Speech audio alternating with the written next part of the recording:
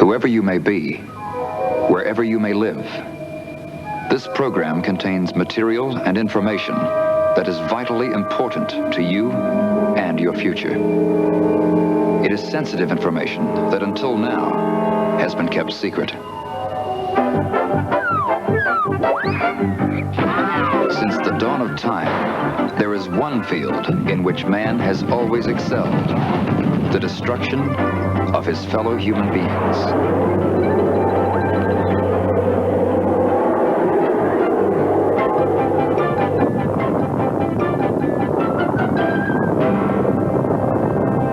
He told Dr. Russell that he should take this information and lock it up. And in 1,000 years, this should be released. He said the people of the earth are not ready for this information. It has been so long since the need for the experiment to be kept secret has been that I think the time has come to use the possibilities of such a secret, not for military use at the present time, but for the use of science and for the use of knowledge. It not only disrupted radio, but it did other things. It burned all of our wiring in the plane.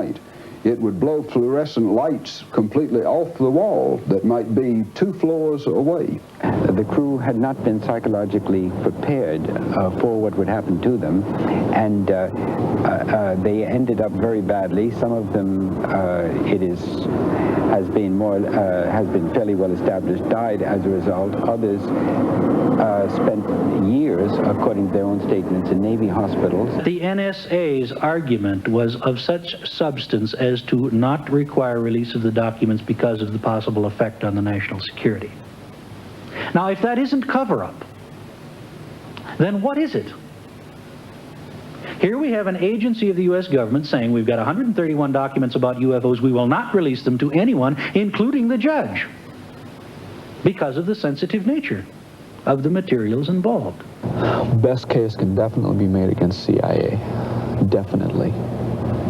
The CIA has refused time and again to surrender information which the Air Force acknowledges they received, Army acknowledged they received, FBI would have acknowledged they received, things typically routed through National Military Command Center. Or we've gone for main engine start. Well, the thing that we need now is we need a breakthrough in a new concept in propulsion. That when we talk about chemical propulsion, we've stretched it just about as far as we can. What we need is an anti-gravitational device or something like that. And do you think that is possible? Who knows? Anything in the future is possible. We even got a patent later on. I got a patent on a magnetohydrodynamic device that was very similar to the flying saucer. In fact, it was developed from a combination of all of the ideas of the flying saucer. In the name of the 12 colonies of man, I demand the release of the humans. Yes, Tony.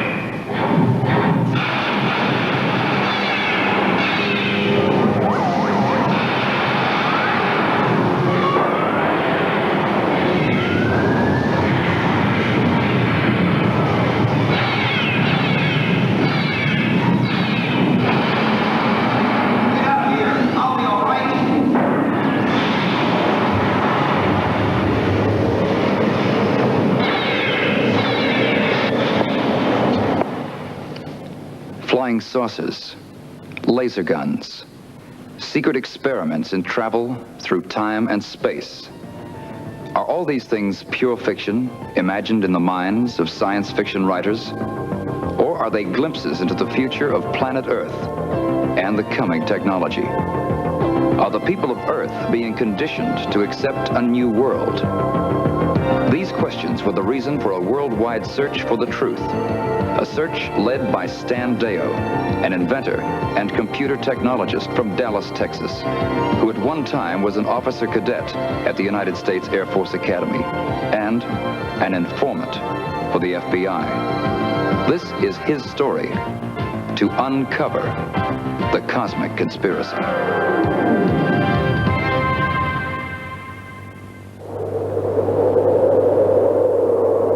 Springs, United States Air Force Academy. This is where it all began for me. It's just a few miles from the headquarters of the North American Air Defense Command, NORAD, buried deep below Cheyenne Mountain. How quickly the 20 years have gone by since my conditioning was completed. 186 of us have been programmed by post-hypnotic suggestion and subliminal training. But what training, what information had been so sensitive, so secret that even we, the trainees, could not be trusted with the conscious knowledge? Years had passed before I realized that the rebellious instructor who had reprogrammed my mind just before I left the academy had allowed me to eventually remember things that had been locked away in my subconscious, things that could affect the future path of mankind. I wondered how much of that information was connected with other experiments that had previously been carried out in Colorado. I'm sure most of you recognize this. It's light. And I'm also equally sure that most of you recognize this. It's the wire that brings the electricity up to this light to make it work. But how many of you know the name of the man that invented the system that makes this electricity?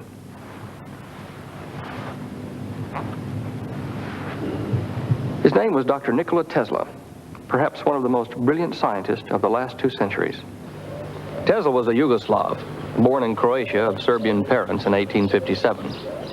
For over 50 years before his death in 1943, he was a citizen of the United States.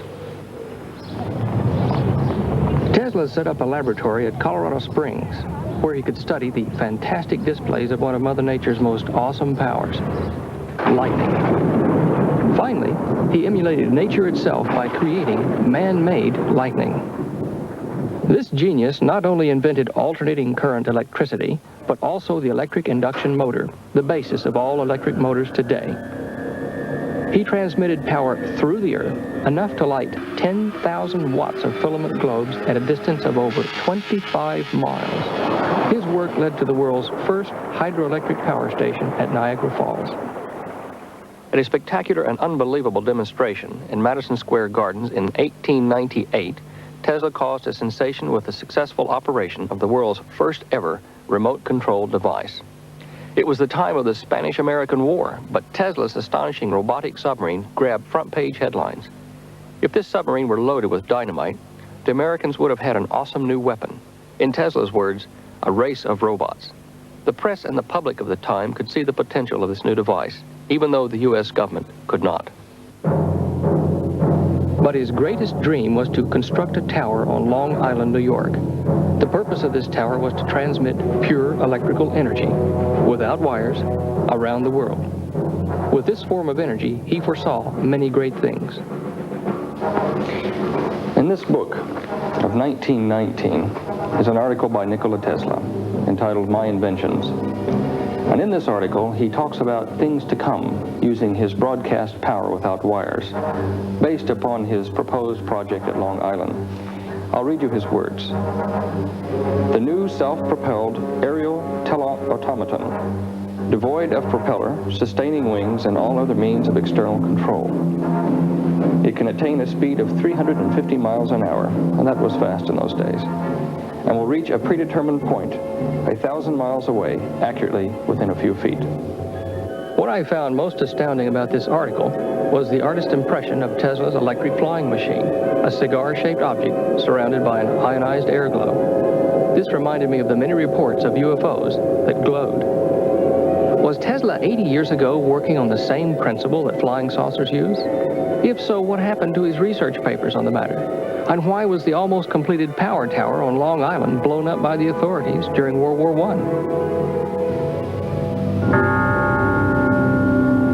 The Cathedral of St. John the Divine in New York, the largest edifice of Christian worship in the world. It was here on January the 15th, 1943, that more than 1,000 distinguished citizens from around the world gathered to pay their last respects to one of the greatest scientists in recorded history. This greatness gave us the first radio broadcast in 1896 over a distance of 25 miles, 2 years before Marconi, who was credited with the invention of radio. He gave the world a system of electric power, which 80 years later has not been surpassed. He invented and patented over 900 different electrical concepts and devices. Are these ashes all that remain of this man, who even made it possible to bring down lightning from the heavens in the sight of man anywhere on the globe?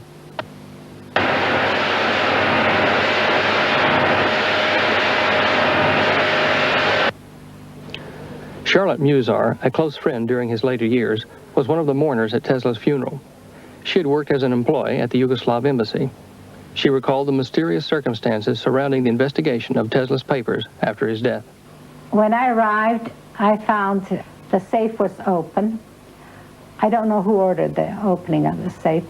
I learned later that all the government officials and the police and the coroner and so forth, medical examiner, had been there and gone.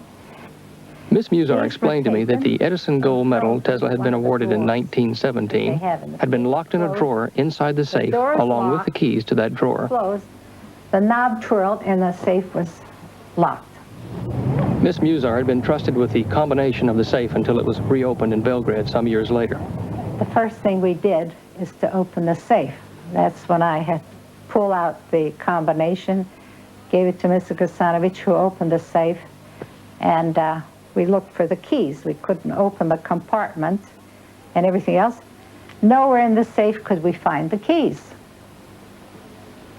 We found them in a completely unrelated, unattached box among the many that were there finally. And when we did open this compartment, no metal was found. So that assured us that when the fellows at the warehouse told Mr. Cassani some guys were here, FBI guys were here one night taking pictures of everything. That's how they described it to him. So then we knew then that someone had gone through his papers. But who, when, and where exactly, we don't know. Dr. John Trump, the founder of High Voltage Engineering in Boston, Massachusetts, was called in at the time of Tesla's death to inspect his papers. Dr. Trump was one of the few people in America who could read and understand the advanced work that Tesla had been engaged in. But Dr. Trump had been instructed to search for something in particular. But I was particularly looking for something which would just be evidence of a secret weapon, which I was reminded by the agents, the two agents who were present during the entire time, was a matter of concern to the United States. Tesla had written to the King of England and to the Tsar of Russia, offering a secret weapon. Both these countries at the time were involved in all-out war against Germany. Dr. Trump recalled the supposed properties of that weapon. It had the capability of acting at a great distance, of being destructive to flying objects and things of that kind at a place which was remote from the source. This is the safe of Nikola Tesla. It once contained his most prized possessions, his most secret papers. Miss Muzar had arrived too late to know who had opened Dr. Tesla's safe or what had been removed. And Dr. Trump had found nothing which he considered dangerous or a secret weapon. Tesla had been a naturalized American citizen for 54 years, so why were his papers seized by agents of the custodian of alien property? I suspect that governments other than those of the United States, England, and Russia were interested in the inventions of Dr. Tesla.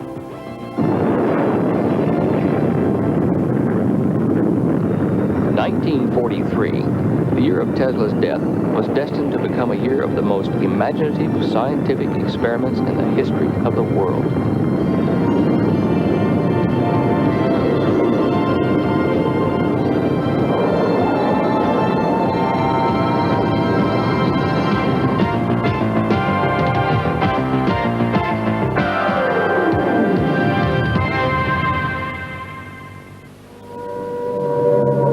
In 1943, while England was reeling under the impact of guided missile bombardment from German-controlled Europe, America was involved in one of the most amazing and fantastic experiments ever devised by man. Codenamed Project Rainbow, the objective was to place two massive toroidal electromagnets around the hull of a ship to make it disappear. The only thorough investigation of this highly classified and bizarre experiment has been carried out by Charles Berlitz and William Moore, co-authors of The Philadelphia Experiment. They had two enormous degaussers that established a field of resonance, which initially, as I said, was to make clouds of ionization around a ship and make it invisible, as well as invisible to radar. But what happened was much more surprising and unsettling than that.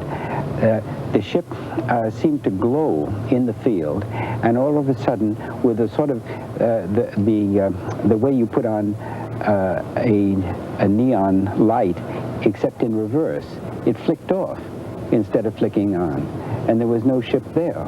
I believe the experiment was done once more at sea, and it was the fact that the experiment was done at sea under better conditions that it became more or less public knowledge, because the disappearing destroyer was seen by a ship in convoy to disappear at only 100 yards away.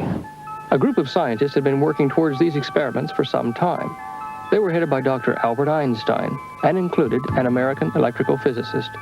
Thomas Townsend Brown, and he was not to my knowledge a doctor, and is still alive, by the way, is perhaps a very typical example of an individual who devoted the best part of his life to trying to understand and develop technology that the rest of the world didn't seem quite ready to accept. Townsend Brown, who had a military background, was a lieutenant commander in World War II, had a nervous breakdown in 1943. We know he was very depressed over the effect on the crew members of the experiment and the subsequent experiment which took place at sea. Suddenly a nervous breakdown, everything else. It's common knowledge in any government that people who have a history of nervous breakdowns are security risks. They're not given classifications. There are indications that this work went on, in spite of Townsend Brown, under top secret government projects. I think they're far in advance of his research today.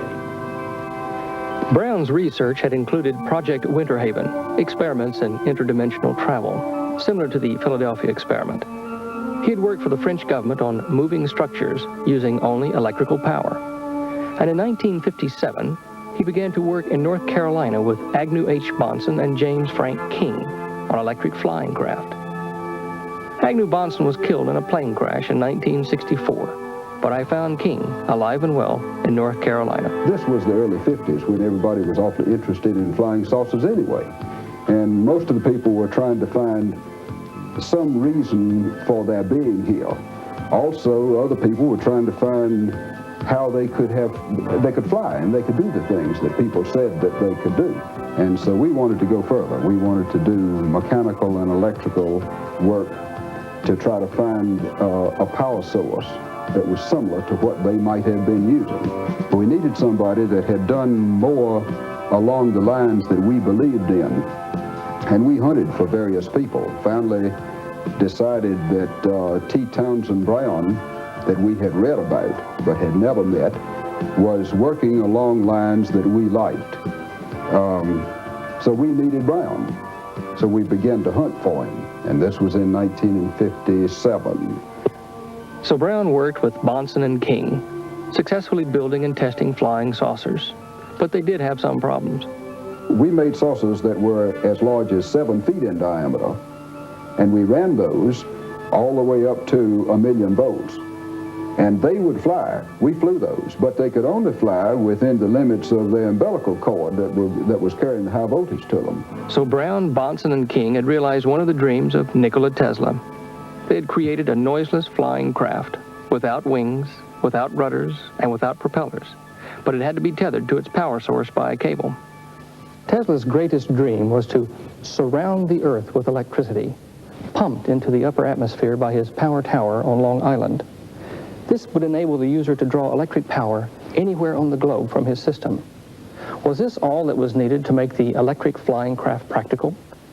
J. Frank King applied for a patent on their magneto-hydrodynamic propulsion system in 1962. The U.S. government, however, held back the granting of that patent for 5 years. I asked him why.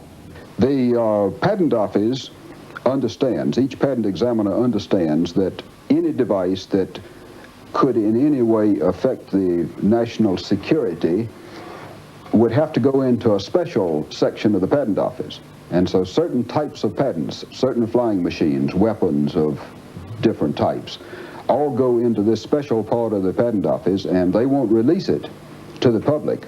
In fact, they even send people around saying, we'll do bad things to you if you talk about it until we release it. And they finally did release it in 1967. In the meantime, as far as I know, there were no government tests or anything else run on it. I've never read any reports that have been written by researchers, government researchers on it.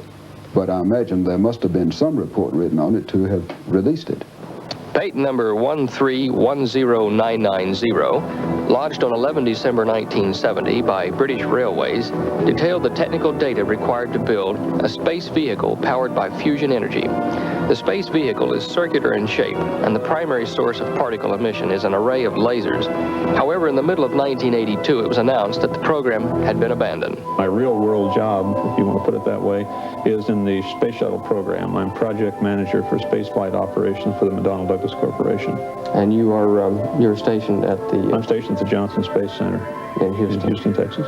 Mr. John Schuessler is also deputy director of a worldwide organization known as MUFON. Yes, the Mutual UFO Network's an international research and investigative organization dedicated to the study of the UFO phenomenon. And it's international because the scope of this problem is international. UFOs are seen everywhere, and they're poorly investigated in so many areas. And MUFON was put together by a group of specialists that really wanted to do more than just look at lights in the sky or chase the silly world of UFOs. We wanted to do something realistic about it. We feel there's pay dirt in the study of the UFO phenomenon. Whether it be psychological or an engineering problem, it's still going to be worthwhile. So we have consultants the world over, as well as investigators and just subscribers that contribute on a daily, weekly, monthly basis. Mr. Schuessler and the Mutual UFO Network seem to be the only credible organization in the world today carrying out objective, scientific investigation of the UFO phenomenon, even in advance of government research. I say they seem to be, but I don't believe so. In the mid-1970s, a group known as Ground Saucer Watch filed a lawsuit against the Central Intelligence Agency. This was done under the Freedom of Information Act.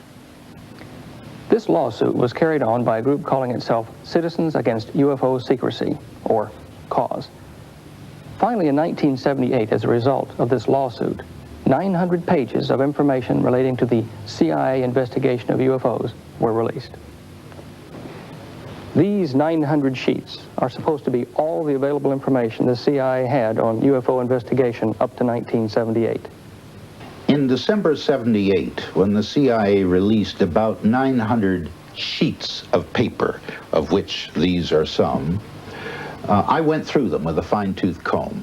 There were lots of duplicates. For example, Mr. X in the CIA had written a memo in 1952 to his associates, Mr. Y and Mr. Z, and maybe Y had made some notes on the margin. When the CIA purged their UFO files and released copies, they would release a copy of X's memo plus the copy of that memo that went to Y plus the one that went to Z. So there were a lot of duplicates. Philip Klass is the senior electronics editor for Aviation Week and Space Technology. Out of those 900 pages, there were about 250 sheets over a 33-year period, and that had something of value. At least I felt it did. That means that on average, the CIA, the entire agency, wrote about 8 to 10 sheets of paper per year on the subject of UFOs. I venture to say that if we could get the CIA to purge and release documents on hiring prostitutes for visiting foreign dignitaries, there would be 10 times as many sheets. 8 to 10 sheets per year from the entire resources of the Central Intelligence Agency. Obviously, all available information was not released. Stephen Stoikes, administrator of CAUSE, explained why. Basically, what these government agencies will do, what the CIA will do, is ask for every available specific on a document. if you don't know the precise date time group, if you don't know the precise originating agency, if you don't know very exact details of the incident, they won't acknowledge its existence. If you're 1 day off on the time group, there's a very carefully worded response stating, we know of no such incident on day in question. They don't respond to blanket questions because they don't have to.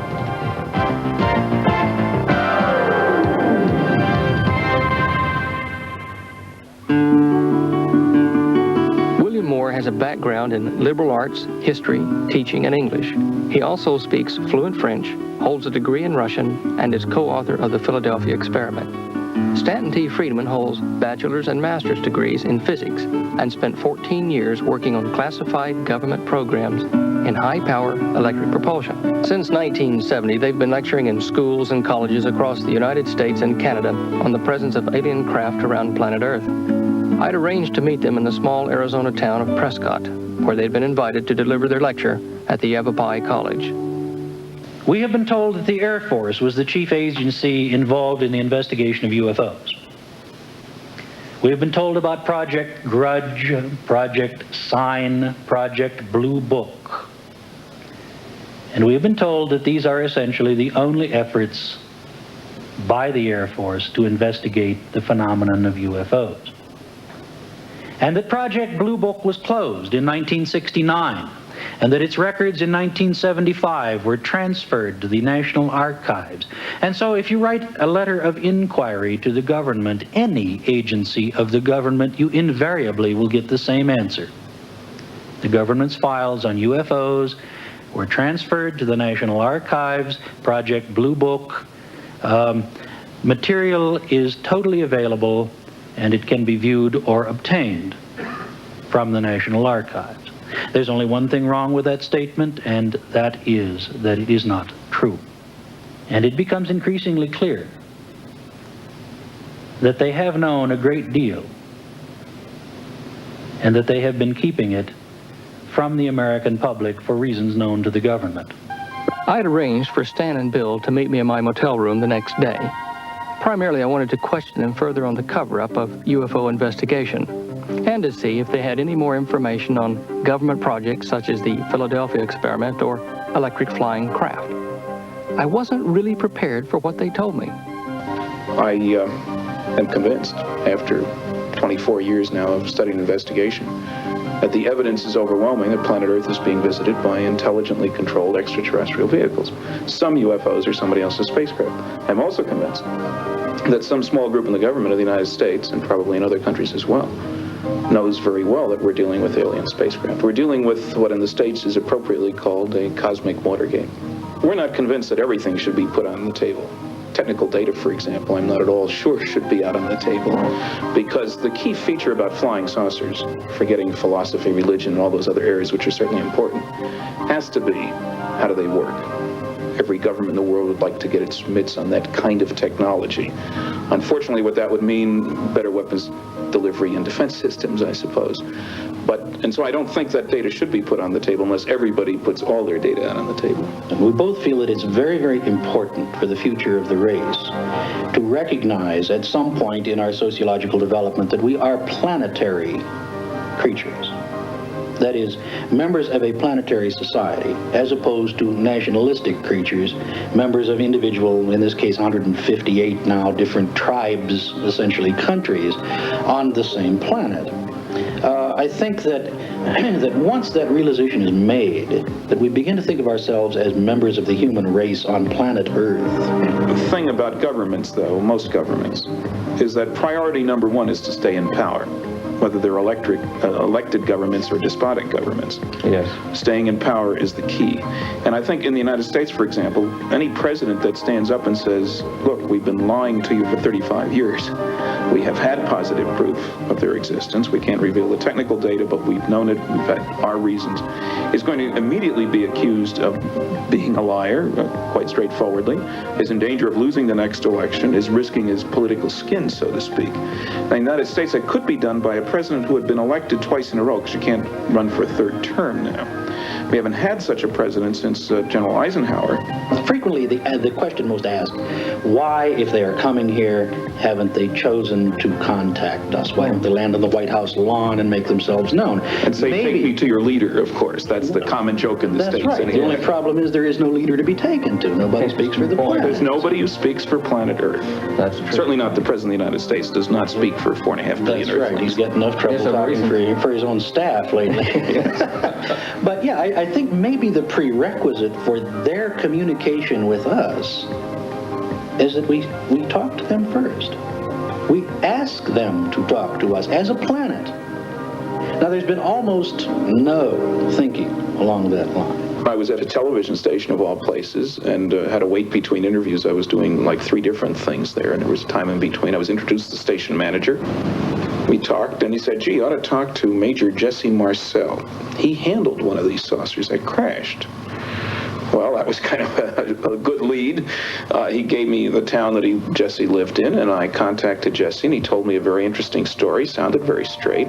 He couldn't remember the exact date, said it was in all the papers. I got that story and passed it on to Bill, and he found the newspaper articles, and we checked a whole bunch of papers. Jesse was right on, and everything he had said. So he gave us an independent check on him.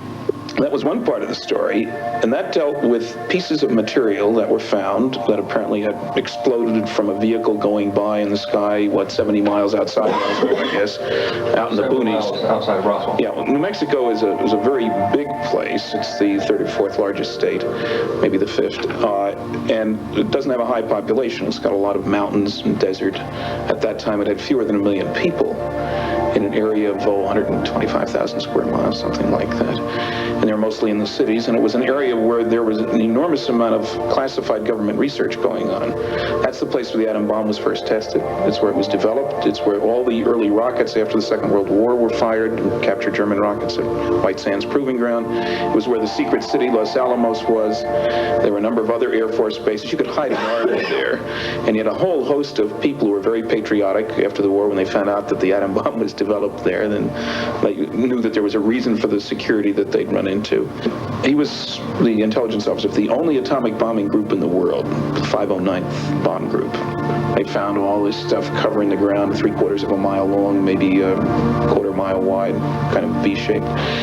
And they filled up a truck with it and half a car with it, brought that back, leaving plenty there, which was later vacuumed up by military people, as the local people said.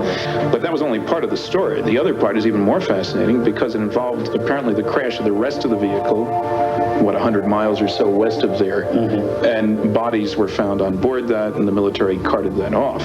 Any description of the bodies? Oh, yes.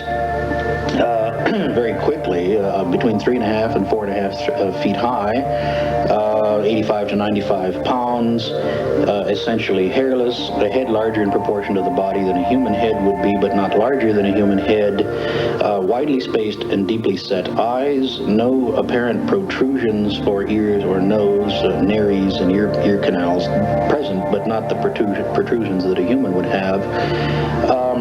Very small teeth, and unusually 4 fingers instead of 5, and working in quite a different way. They seem to be articulated in the sense that they would work something like this, with this finger up here being sort of folding over these 2, being less useful, but these 3 being the graspers.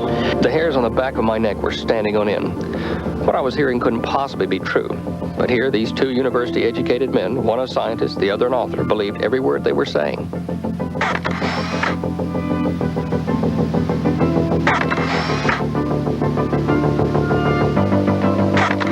We should stress here now that there are more than 3,000 reports in one computerized file of observations of alien beings associated with flying saucers. That covers dozens of countries, lots of incidents over at least a 35-year period.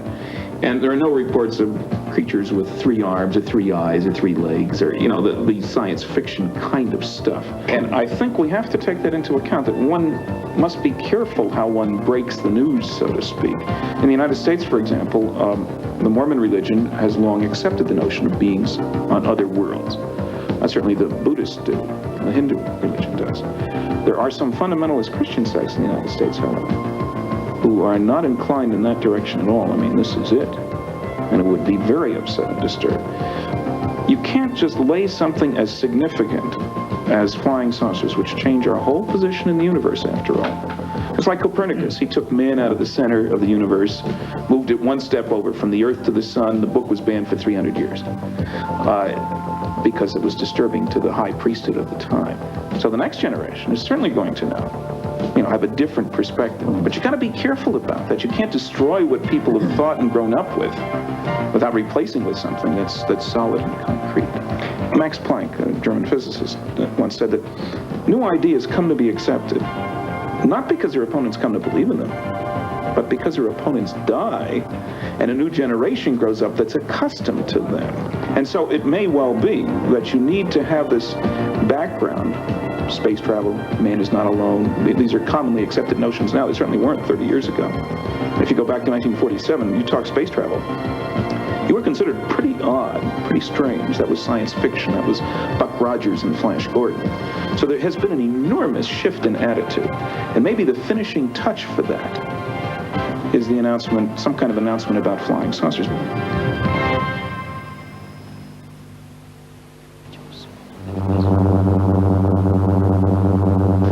In 1959, the United States government, the Air Force, and the Army contributed to the development of a flying disc.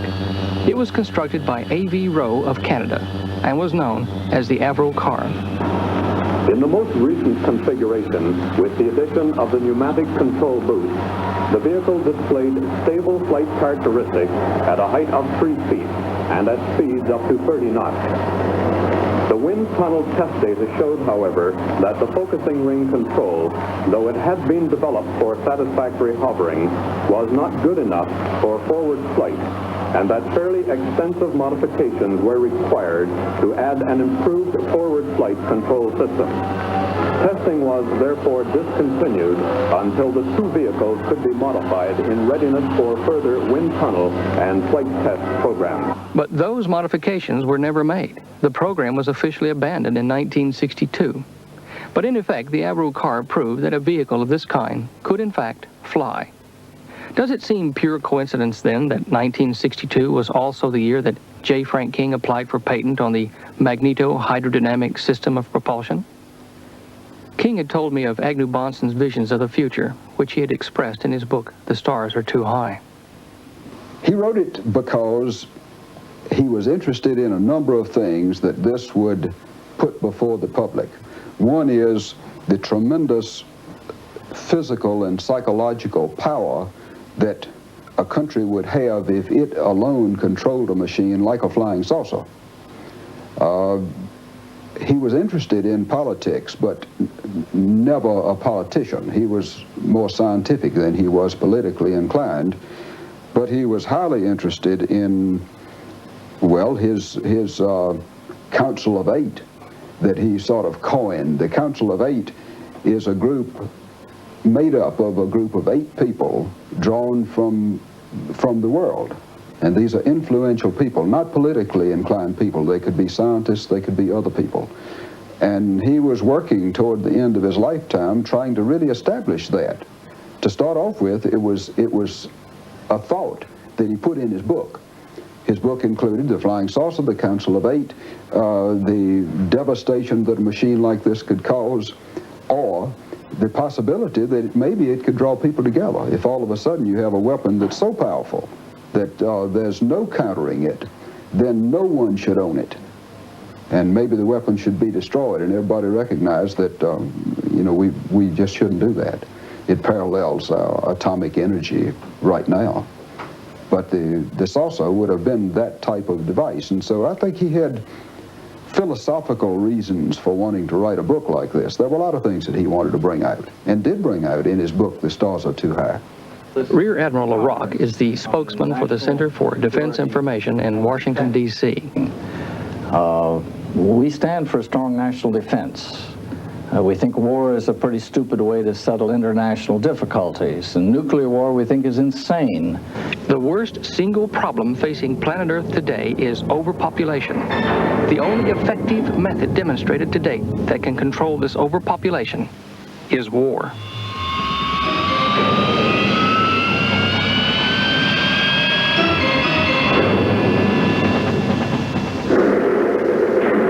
extinction of the species, if you like, but a method by which millions of human beings can be dispensed with. Well, I think that this administration believes that they can fight and win a nuclear war. And they're trying to convince the American public if they'll just spend a few more billions of dollars and buy a few more thousand nuclear weapons, that we can somehow fight and win a nuclear war, that we can somehow defend ourselves against a Soviet attack. I believe they're wrong on both counts. Do you have an alternate? Yes, indeed. I think, first of all, that we have to recognize that we in the Soviets and the other countries of the world have to live together on this planet, that we can't push each other around, that neither side can start and expect to win a nuclear war. As a nuclear physicist, I'm very much concerned about the proliferation of nuclear weapons. 6 countries have them now, and by the end of the century, surely there'll be another 10 countries. All it takes is one idiot to get the ball rolling, if you will, to use a nuclear weapon. Somebody else will respond, 3, 4, 5 will respond, and we have literally a hell on earth. Now, it seems to me that the best hope to avoid that is for us all to begin to think of ourselves as Earthlings. When the United States first began to deploy reconnaissance satellites back in the early 1960s, the Russians protested loudly. There was even the threat that they might try to shoot them down. But by 1963, the Russians had developed their own reconnaissance satellites, and they were delighted to have them. In other words, the Russian military, it would be only natural, don't want to take our Defense Department statement for how many missiles we have. They want to count them with their own eyes, with their own reconnaissance satellites. We know, for example, today exactly how many nuclear weapons the Soviets have, how many missiles, how many submarines, how many aircraft. We know their system exactly. They know exactly what we have. We know they have 64 anti-ballistic missiles around Moscow. They have 1,398 ICBMs. Not one more, not one less. We can see from our satellites a golf ball on a green in the Soviet Union. They have one golf course in the Soviet Union. We literally can see a golf ball on a green. We see people's faces. We watch them build their ships. We see their daily life, just as they observe the people in the United States and our military.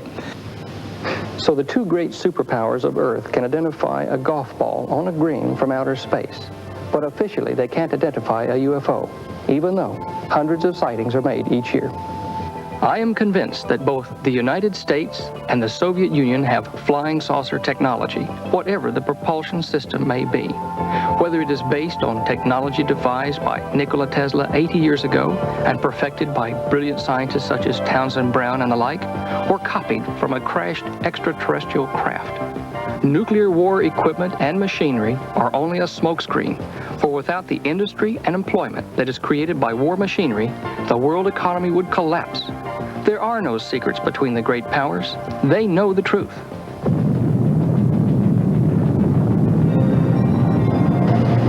Now, in light of the documentary you've just seen, you may find yourself at some future date in a dilemma. And that dilemma may come about on that day that the world goes into possibly World War III or economic chaos, whatever. On that same day, you may find that the world is magically saved or appears to be saved by the arrival of super technology, such as we've seen that the Earth has had in its back rooms for 30 years. Your dilemma will be to determine whether these so-called humanoids from space or time, whatever, are real or are they imposters. Silence, foolish mortals, your fate is sealed. What is the standing order of your imperious leader? By your command, the total extermination of the life form known as man. This group will make a tasty meal for our Bovian allies. A position here has been discovered. More humans may follow. Prepare for liftoff. 3, 2, 1, 0. I demand the release of the human. Destroy it.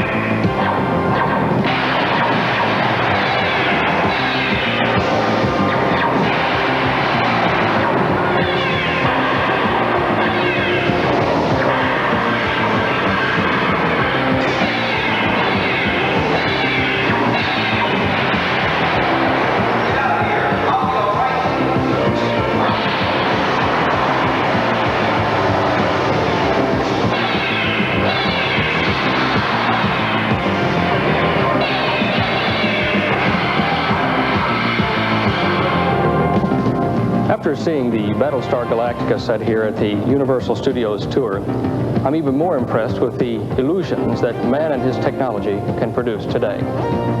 Remember, things are not always as they seem.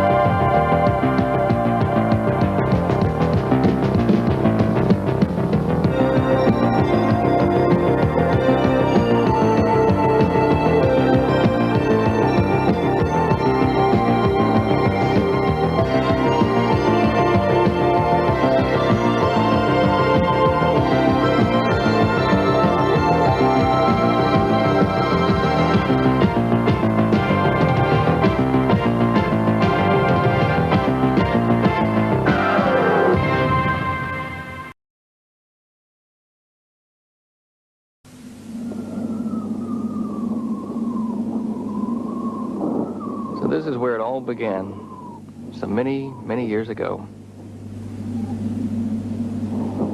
If only I'd heard of Tesla while I was still a cadet, I might have appreciated the majesty of these mountains and the savage fury of their storms even more. I wonder why I was even selected to attend the Air Force Academy, here, right at the base of the Rocky Mountains in Colorado. Coincidence? It was no coincidence that Tesla came here. He wanted the power of the storms, electricity. And what about NORAD, buried a mile beneath Cheyenne Mountain? Are they seeking that same power, too? In the twilight years of the 19th century, a genius called Nikola Tesla stood alone amidst the swirling eddies of a rising technological storm. Now, 80 years later, his most astonishing discoveries may hold the only hope for man's continued existence into the future. This is the story of one man's search for that hope. Stan Deyo is a scientist and investigative author from Dallas, Texas. At one time in his varied career, he supplied information to the FBI. Now he lives quietly in Australia, a country alien to him, dotted with 16 sentinels of U.S. military might, making technological breakthroughs in the sciences of war and espionage. This is the story which led Stan Deyo on a search around the world. A search for rare documents and suppressed technologies. A search for the secret of mankind's only chance of survival as a race.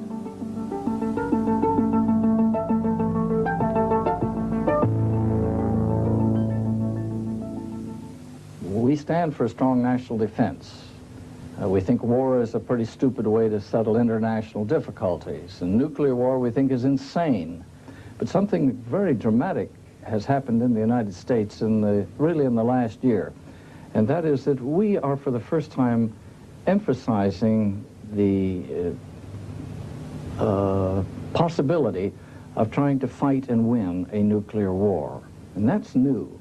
Secondly, the amounts of money which we are now spending for military weapons is far more than we've ever done in peacetime before.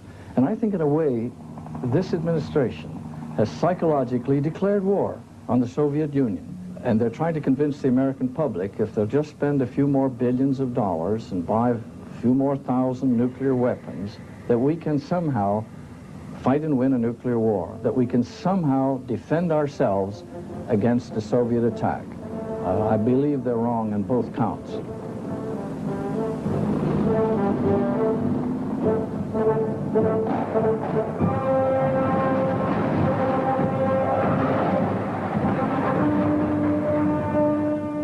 Good evening. I'm Stan Deyo. When I last spoke to Admiral Rocque in early '82, I didn't quite know whether to believe what he said or not. But after further investigation, I began to agree with his viewpoint. I think we are headed for World War III. Now, I don't know about you, but I find that myself a rather frightening possibility. However, I think the future does hold some other options, so I want to share them with you tonight.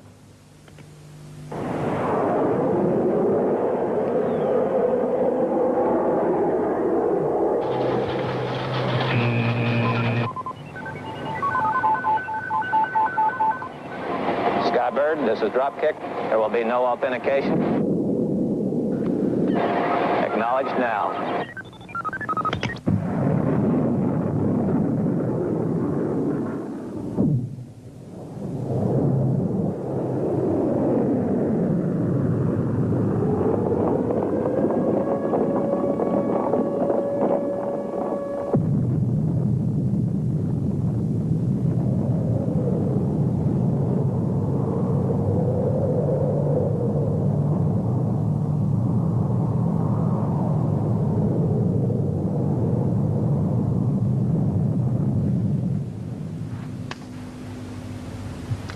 I'm sure most of you recognize this. It's light. And I'm also equally sure that most of you recognize this. It's the wire that brings the electricity up to this light to make it work.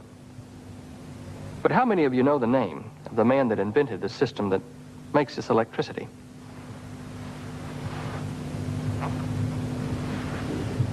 His name was Dr. Nikola Tesla, perhaps one of the most brilliant scientists of the last 2 centuries.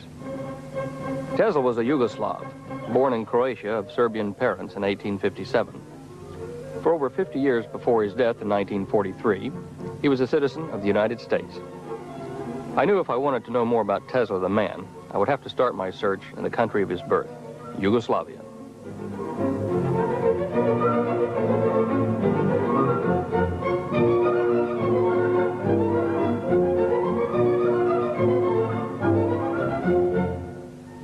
Belgrade, the capital of Yugoslavia, is a city divided. On one hand stands a modern, bustling urban metropolis and a practical socialist government, while on the other hand is a fascinating world of beauty and history. Belgrade, nestling between the mighty Sava River and the Blue Danube, is also where I found the Nikola Tesla Museum.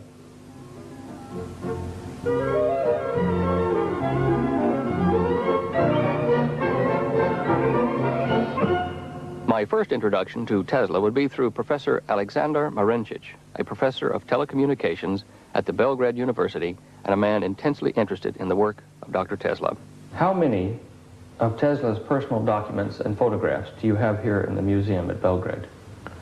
Well, there are over 100,000 documents and over 10,000 photographs in the museum, which are concerned some aspects of Tesla's work or photographs of Tesla himself in his laboratories, in various circumstances, his guests, his friends, and so on. Dr. Marencic, why do you think such a great man has been so neglected by the modern historians? To some extent, I think Tesla was responsible for it, because he was interested in basic research, in some great things. And he neglected many important things in this life, for example, which make one well-known, somehow widely accepted. He didn't care much about that. He didn't care that the newspaper talk about him very much. He didn't even try to write many scientific articles in a way they were usually written by many other scientists. So he even turned somehow some scientists against him, or turned their attention from his work. Now, the first test, which was very important for the future development of the Tesla system, was made at Telluride, Colorado, where Westinghouse built a small experimental plant, and where it was shown that really alternating current is very good. It really can achieve that what direct current system couldn't make it, or any other system which was tested at that time. So it turned out that soon after that, in 1896, first big power plant was built on the Niagara Falls.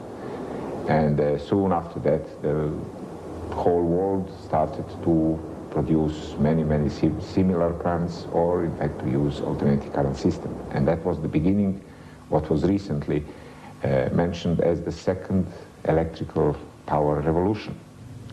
It is worthy of a special note that the originality of Mr. Tesla's discoveries has not been disputed by any manufacturer of electrical power transmitting apparatus. And that's the system we have today, the 60-cycle AC system. Feeling stifled in the technical atmosphere of Europe, Tesla traveled to the United States. But on the journey, both his wallet and luggage were stolen, and Tesla arrived in New York, a foreigner without any money.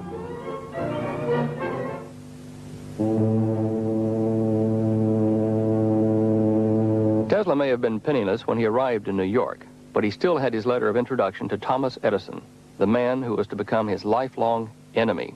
That was back in about the 1880s, and Thomas Edison was the inventor of the DC. Robert Lawrence, transmission and distribution engineer with the Westinghouse Electric Corporation. DC and AC. DC, or direct current, means that the voltage and the current which flows in an electrical circuit is a constant value. Whereas with an AC current, the wave of voltage and the current flows actually changes, it changes, it goes through a zero value. And this is done so many times per second. So you'll hear the term 60 cycles per second. Now, Mr. Tesla and George Westinghouse were both on the side of the AC system. And of course, the big and significant difference was that the DC system could only distribute or transmit power over a very limited distance. The AC system, because you could transform it and step up to higher voltages or lower voltages, could transmit over very long distances. And it was Tesla's, I guess you'd say, stick-to-itiveness or intensity that was a very key part. In fact, he presented a paper in 1888 to the American Institute of Electrical Engineers on his system of AC power and the power phase motor. That's the system we have today. Westinghouse picked up some of the ideas and recognized that they were good. And I think he, of course, was Westinghouse and Tesla were together on this key point about how far you can transmit the power. And I think both of them were far-sighted in that term. Tesla was a decision maker, or more of a problem solver, excuse me, not a decision maker. I think he was a problem solver. I think the Westinghouse was more of a decision maker as we think of it today. I think that there are many people today who would have a difficult time getting forth their ideas. For example, if I had a really good idea today, where would I go to sell it? Who would I get to believe me? You know, there are so many people with so many good ideas. In his time, he was probably, his ideas were more unique.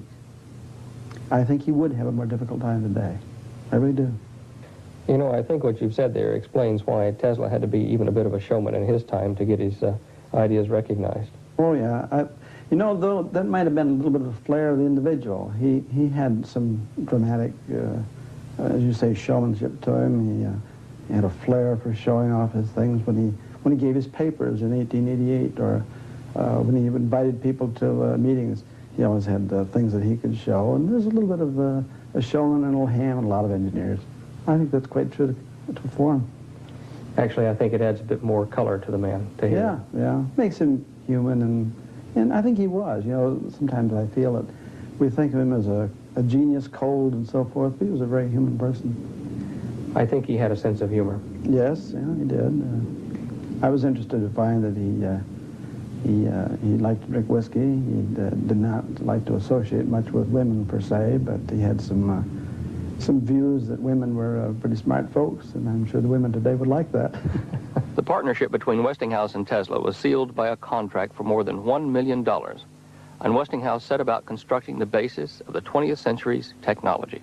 Well, the common figure seems to be that there was about $1 million supposed to have been a contract, and that then he would be paid some royalty. I think it was $2.50 a horsepower, something like that.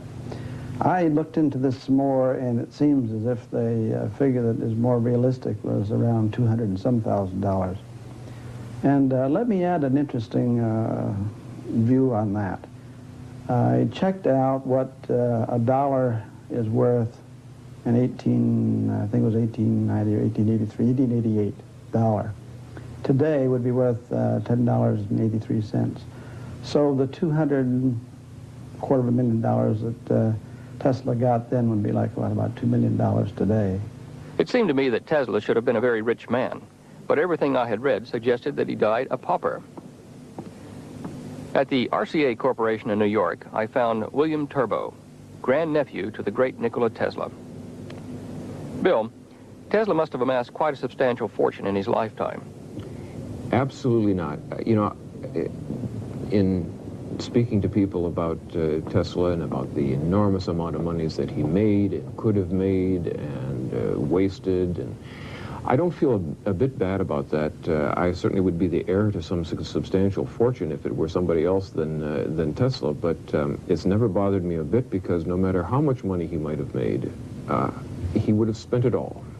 Well, I think this adds a little bit of credence to the rumor that Dr. Tesla had very little regard for money. Whatever he had, he spent, and if he didn't have it, he still spent it, which is why he got in trouble financially, because he spent more money in constructing this wireless power tower out in Long Island. He spent more money than he was able to collect. And so I discovered Tesla's first great dream, to build a 200-foot-high tower on Long Island so that he could transmit radio signals around the world.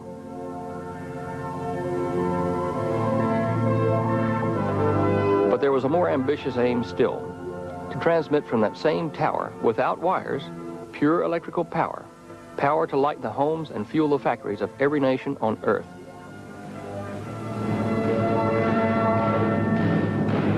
He was a very dapper, personable person, in spite of all the stories you hear about how foreboding he was. I think later in life he got a little crotchety, but at one time he was a great man about town, and getting married would have been the simplest thing in the world, but very consciously I believe that he chose not to. I think he was a very kind man. But I think he was so wrapped up in his work and his thoughts that he didn't have much room for personal friendships, and except for one period of his life when he was what you might call a socialite in New York. But I know he was a good man. I know he was an honest man. What do you think about the fact that such a brilliant man as Dr. Tesla, who contributed so much to the world we live in today, had to die a pauper? I think it's very sad that a man that's given so much, not only to his country of adoption, but to the whole world in general, that he should die more or less in poverty, forgotten, in a hotel room, which was just a hotel room, and that he subsisted on a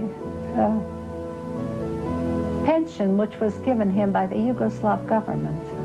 The concept of being able to run up an antenna and obtain our electricity from the air, free of strike threats and tariff increases, is most attractive. And knowing what a genius Tesla was, I wondered what had become of this brilliant idea. This is an interesting question, and I think it's also fascinating, because almost any time that I talk to somebody about Tesla and his inventions, it very quickly comes up about transmitting power without wires. If you go back to when he invented the first polyphase system, the first distribution and transmission of power, that was the only thing. There was no competing technology, except the DC, and we quickly could decide whether that was economical or not, because you could only transmit a few miles. But if we now compared a new technology like transmitting without wires and had to commit a lot of resources to it, the other alternatives, which are already today in existence, would just not permit that to develop.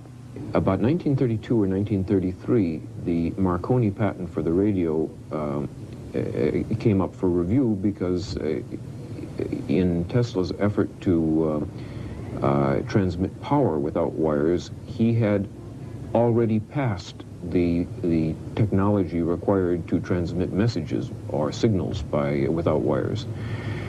And he had a I believe he had a lawsuit with Marconi, or at least a serious disagreement with Marconi at the time of the invention, but with the legal process and what have you, it was 1932 or so before the original basic Marconi patent was reviewed by the Supreme Court of the United States, and at that time it was overturned.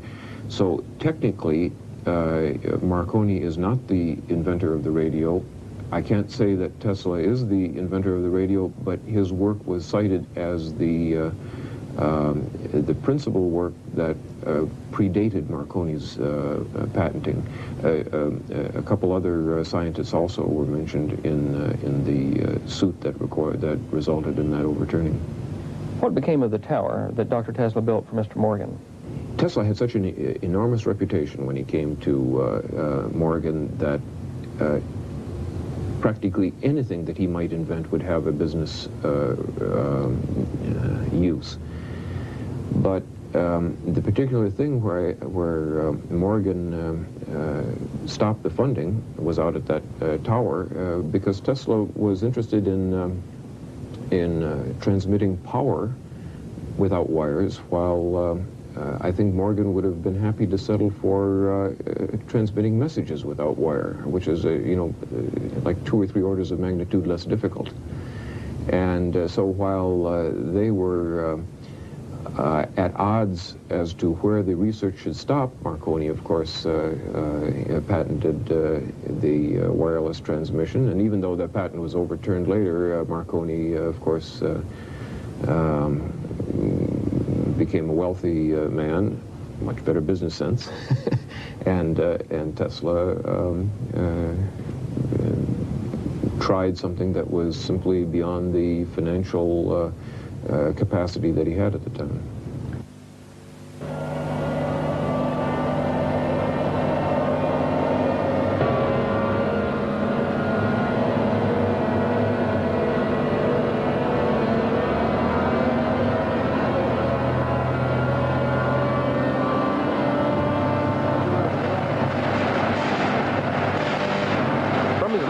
At Colorado Springs in the Rocky Mountains, Dr. Tesla harnessed the abundant powers of nature.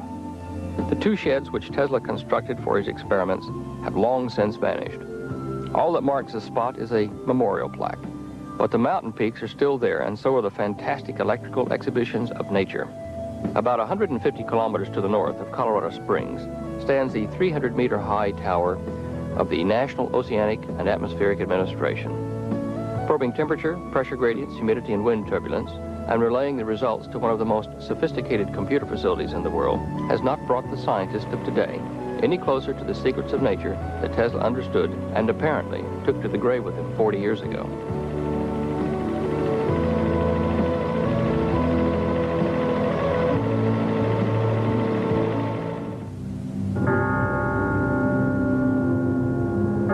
The Cathedral of St. John the Divine in New York, the largest edifice of Christian worship in the world.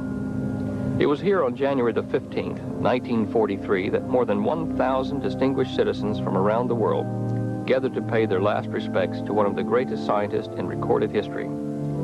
This greatness gave us the first radio broadcast in 1896 over a distance of 25 miles, 2 years before Marconi, who was credited with the invention of radio. He gave the world a system of electric power, which 80 years later has not been surpassed. He invented and patented over 900 different electrical concepts and devices. Are these ashes all that remain of this man, who even made it possible to bring down lightning from the heavens in the sight of man anywhere on the globe?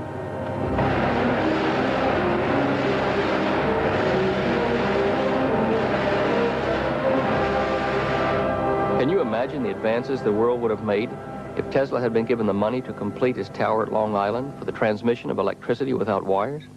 That concept hasn't been tested at all yet. What would happen if we really apply extremely high voltages? Perhaps, if the antenna is high enough, it would really produce some unexpected phenomena, as you mentioned, conduction of electricity through rarefied air.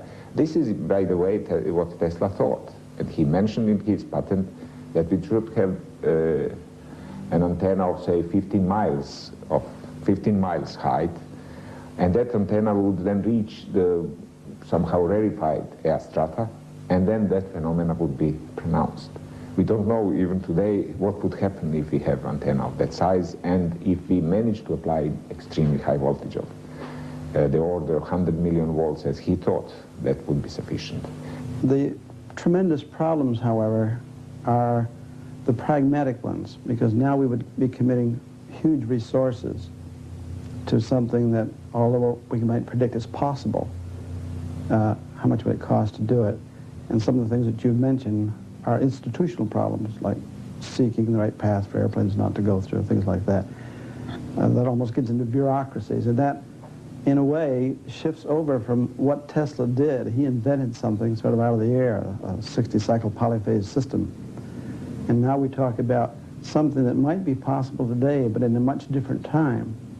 In fact, if we had his inventions today and dealt with the bureaucracy that we have to deal in today, I wonder if we would have moved as fast as they did back at that time. Miss Muzar, what was your part in the clearing of Dr. Tesla's papers? When I arrived, I found the safe was open. I don't know who ordered the opening of the safe.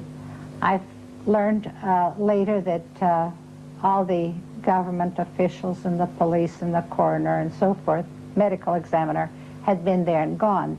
We found the Tesla medal, gold medal, which was given to Tesla in 1917, I believe. This was thrown into the compartment. This is a big office-size safe, which locks with a key. The key was on a key ring with numerous keys. These were taken and thrown into one of the drawers that they have in the safe, closed. The doors locked, closed, the knob twirled, and the safe was locked. This is the safe of Nikola Tesla. It once contained his most prized possessions, his most secret papers. Now those papers are available to the public, and still we do not yet understand all that is in them. From New York, I boarded a plane to Boston to find Dr. John Trump of the Massachusetts Institute of Technology. Dr. Trump was now retired from the company he founded, High Voltage Engineering, but he agreed to meet me at the company office the next morning. In the spring of 1943, Dr. Carl T. Compton, who was then president of MIT, asked me to go to New York and examine the effects of Nikola Tesla. These were contained in an upper floor of a warehouse somewhere in New York City. And I spent a good deal of time examining one by one the papers, the books, and various other memorials that he had accumulated. But I was particularly looking for something which would just be evidence of a secret weapon, which I was reminded by the agents, the two agents who were present during the entire time, was a matter of concern to the United States. In the course of this, I did come across a number of letters directed at the upper echelon of the British Empire, that is, I think, to the King and Queen, or perhaps just to the King of England, and also to the Tsar of Russia, explaining that he was the inventor of a secret weapon which had rather remarkable properties, and that he would be interested in entering into a negotiation which would lead to a disclosure of what they were. Of course, I spent a good deal of time looking through these papers, trying to find out what the nature of this secret weapon was. I think I had, although I don't remember it so very accurately, an idea of what its properties were. It had the capability of acting at a great distance, of being destructive to flying objects and things of that kind at a place which was remote from the source. But nowhere in his technical papers did I find anything which revealed an explanation of just how such a device could operate. I believe that you also opened another box, supposedly a secret weapon that he left at another hotel. Can you relate that story, please? Yes, when I had substantially concluded my study on the following day, I think that was a Saturday morning, I was reminded by one of the two agents that there was a box being held as a security for an unpaid obligation, and that this box was an item of considerable value and may indeed itself be the secret weapon, that it was armed and therefore it probably was not touched. Were you nervous doing this? I found it a matter of a bit of concern. However, I realized that this had to be done, and so we taxied down to this hotel. The agents identified themselves and their credentials to the assistant manager of the hotel, who led us to a room. This room was essentially empty except for a table and a steel cabinet against the wall, which was opened. I think perhaps he opened it with a key. The cabinet itself was empty, except on one of the lower shelves was a package, a box, a rectangular box of ordinary size, which was wrapped in brown wrapping paper. It turned out to be a highly polished box with brass clasps, and it looked more like an instrument case. And after waiting a while and listening a while and remembering that it had been there for quite a few years, I think it had actually been there for about 5 years as a security, I opened it. It turned out to be a decade resistance box, manufactured by, I suspect, an American manufacturer, and something of value, but not great value, and certainly nothing ominous at all in its nature. So after Dr. Tesla had let the world know of his secret weapon, after he had written letters to the King of England and to the Tsar of Russia, offering them this weapon at a time when both were engaged against the Germans in World War II, no evidence or papers were found which referred to any such secret weapon. My report to Dr. Compton was that I saw no danger in releasing these papers and these relics to his heirs. Miss Muzar had arrived too late to know who had opened Dr. Tesla's safe or what had been removed. And Dr. Trump had found nothing which he considered dangerous or a secret weapon. Tesla had been a naturalized American citizen for 54 years, so why were his papers seized by agents of the custodian of alien property? I suspect that governments other than those of the United States, England, and Russia were interested in the inventions of Dr. Tesla.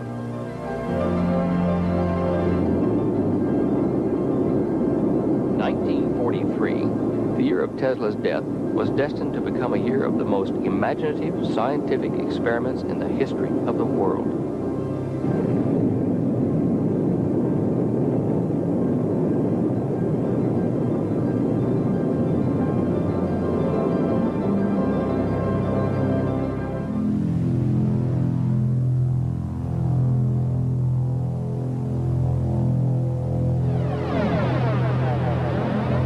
It is said that the most awesome of nature's powers, the sun, inspired in Tesla the principle of the rotating magnetic field. And using these same principles, he developed our current electrical system. Had all Tesla's research and work been forgotten, or could we continue to unlock nature's secrets using the same techniques Tesla himself had used? It was an article in a magazine that led me to Robert Golka, who at one time investigated the effects of lightning strikes on aircraft computer systems for the U.S. Air Force. I have the 25 million volt, 51-foot diameter Tesla transformer located there in a large hangar. It's a 44,000 square foot facility, and we can make the largest man-made lightning discharges in the world right there. Bob is managing director of Pyrosphere Incorporated, a small research company once located at the old Wendover Air Force Base in Utah. We formed this company to develop the fireball fusion reactor concept and to prove the concept of confining plasma in a ball-like arrangement. You've said that you use the big Tesla coil at Wendover as a stepping stone to a process for sustained nuclear fusion. Could you kind of explain that process to me, the fusion process? All right. Basically, we take a CO2 laser, focus it down to a sharp point, and pulse it, which makes a little laser explosion, similar to sunlight going through a magnifying glass and setting a piece of paper on fire. So once the breakdown of the gas, or the little explosion takes place, then we heat that explosion gradually for approximately a half an hour. And as we heat it, we increase the pressure. This is all done in a large pressure vessel. We can achieve over 1 billion degrees, about 1.2 degrees temperature. All heat is the motion of particles. So if you can very effectively direct the motion of the particles, you don't have to insulate. You just control where the particles go and you keep the heat in one place. How many times hotter than the sun would your fusion plasma become when you run it? Approximately 100 times. Do you think Tesla was working toward this way back where he was? I don't think he was working on fusion at all. His diary notes state that he was very curious about the formation of ball lightning and wanted to investigate it more, but I don't think he had an application in mind. He simply mentioned it as a very curious phenomenon and was intrigued by it, but unfortunately never got back to experimenting with it. So Tesla may be responsible for even the next great revolution in the electrical industry, the changeover to fusion power.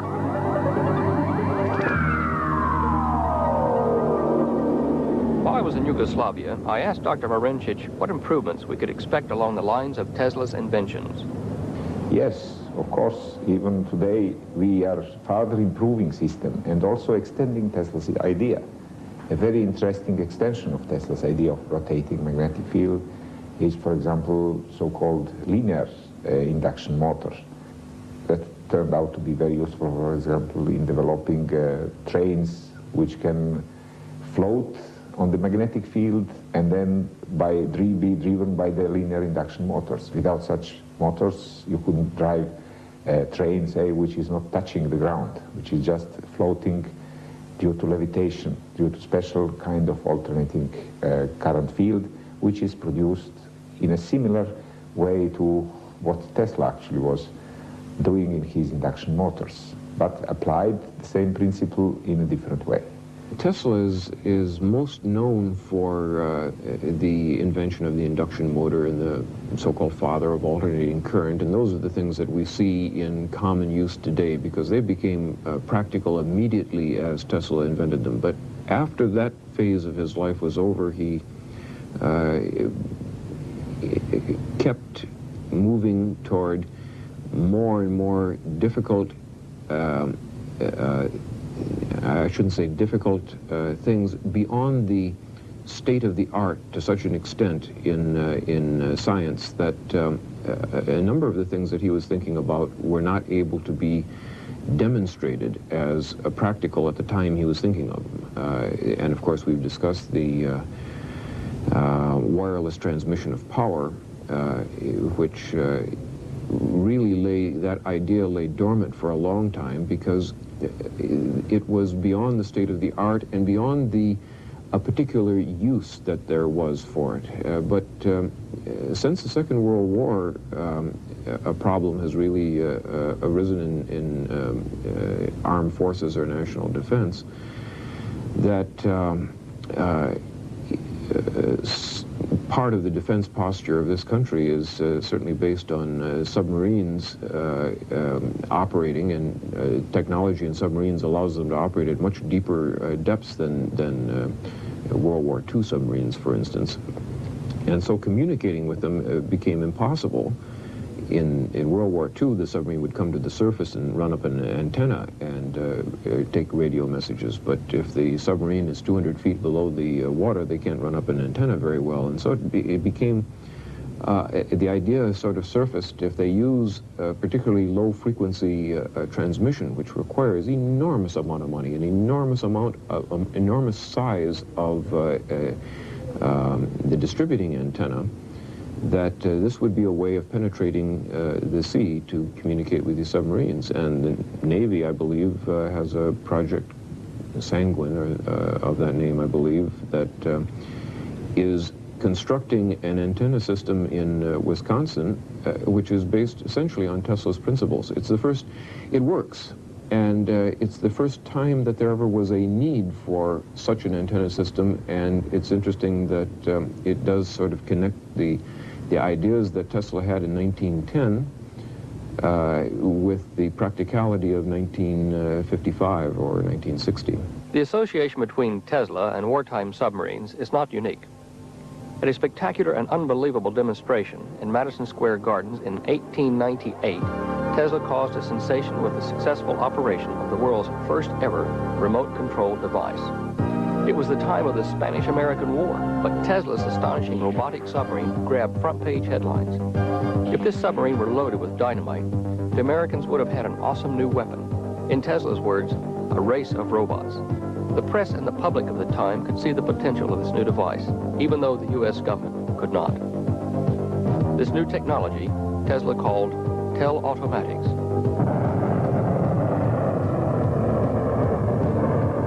Two Voyager spacecraft were launched by NASA in August and September 1977 on a 10-year journey that will take them close to the planets Jupiter, Saturn, and possibly Uranus. This is Voyager Mission Control at NASA's Jet Propulsion Laboratory in Pasadena.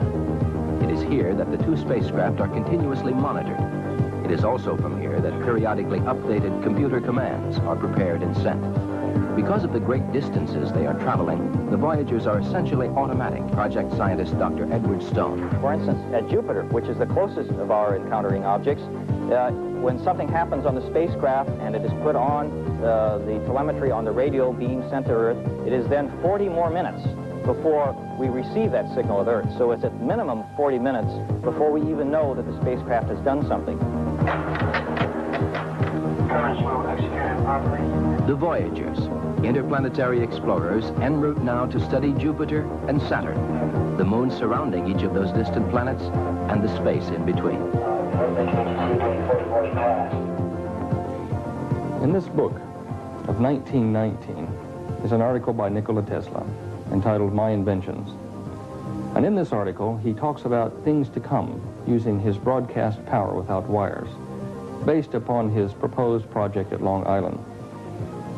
In this particular article, he talks about an aircraft that he wishes to build that will run by electricity, without propellers, without rudders, and at a speed of 350 miles an hour. I'll read you his words. The new self-propelled aerial teleautomaton, devoid of propeller, sustaining wings, and all other means of external control. It can attain a speed of 350 miles an hour, and that was fast in those days, and will reach a predetermined point 1,000 miles away, accurately within a few feet. And so it was that I discovered Tesla's second great dream, to build a wingless electric aircraft. Tesla the adult was constructing the dreams of his boyhood. Tesla wanted to fly noiselessly at great speeds, and using the secrets of nature, he had almost attained that dream. Now I could understand the crushing defeat he must have felt when his tower on Long Island was destroyed. And I also understood why he had turned into an empty and lonely man. The World Power Broadcast System was the last electrical project he ever attempted. Without his tower, he could not transmit electricity to his aircraft. So, drained of any humanitarian ambitions, he retired, beaten and betrayed.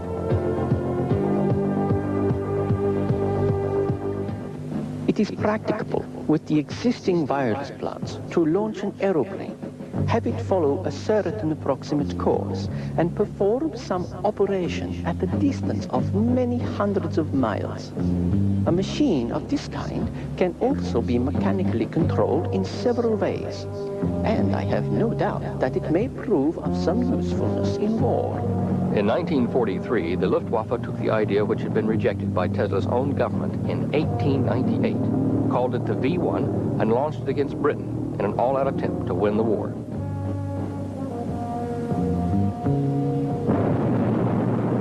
Spurred on by victory, the Germans advanced into a modern age of missile warfare with the successful construction of the deadly V2. Such a machine, sustained and propelled entirely by reaction, can be controlled either mechanically or by wireless energy.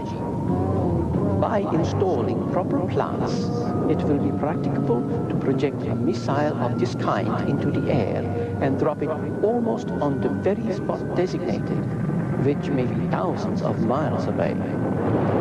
But we are not going to stop at this. Dr. Henry Pohl, chief of the Propulsion and Power Division of NASA at the Johnson Space Center in Houston. Would you say that von Braun was one of the major pioneers of the industry? I mean, like the major pioneers? I would say that in the past, in the time of war, we were forced to develop new technologies and develop new techniques for doing things. And that certainly gave Dr. von Braun an edge over the opportunities that most people have in life. And I think even at the time that von Braun was building rockets to drop bombs on England, that back in his heart, he had the desire of going to the moon. And I think every step, every decision that he made was based on what he could do to build a better propulsion system, something that was capable of taking us, for example, to the moon, or at least into space. You know, we've come a long way since World War II, the propulsion and rockets. Where's the future leading us? Well, the thing that we need now is we need a breakthrough in a new concept in propulsion. That when we talk about chemical propulsion, we've stretched it just about as far as we can. We've always thought that the major advances to mankind came out of war. But what we need is an anti-gravitational device or something like that. And do you think that is possible? Who knows? Anything in the future is possible. What about the past?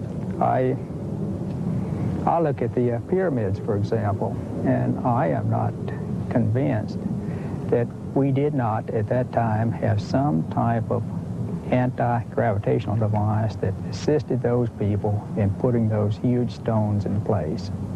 I think it was possible then. I think it is possible in the future that we will come up with some technique that can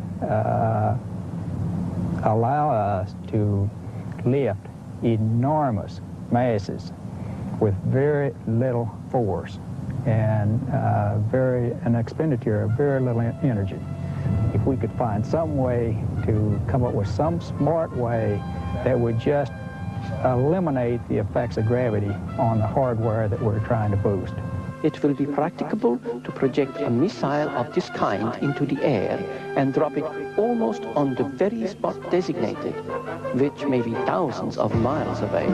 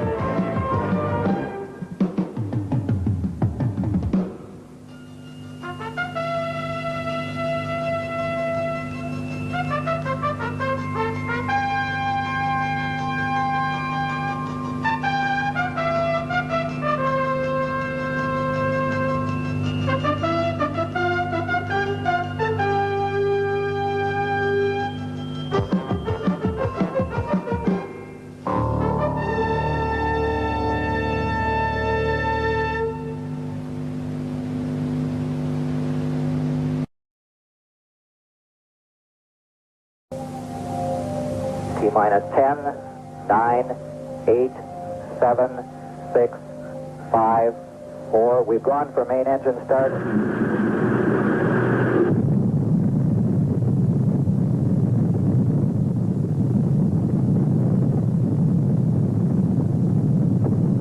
In the twilight years of the 19th century, a genius called Nikola Tesla stood alone amidst the swirling eddies of a rising technological storm. He invented the system of electricity we use today. He discovered the principles of radio transmission and remote control, and he dreamt of building an electric aircraft that would fly him to the planets. Stan Deyo, a scientist and investigative author, has traveled the world to find that dream. for it may be mankind's only chance of survival as a race. This is the story of that search. They like the VAP, Eagle. Peak up. Let's go, flight. Jeff, count VAPs, go. Stand by, negative return. Columbia, stand by for negative return. Mark it. Mark. Negative return. And your VAP is good. Columbia, Houston, you guys did so good, we're going to let you stay up there for a couple of days. Your gopher on orbit. This type of craft cannot be improved upon to any significant degree. And what mankind must now do is break away from the constraints of classical science. Roger, we agree with that. And John, we're showing you rolling right. Looking good. Normal roll. We're showing him crossing the coastline flag. Columbia, we show you crossing the coast now. 50 feet. 40, 30, 20, 10, 5, 4, 3, 2, 1, touchdown. That was gear, 10. 5, 4, 3, touchdown. Look about, skipper. Here we sit at the end of the development of the rocket, at a 97% efficient space shuttle engine driven by the people up here in the front. Where do we go from here?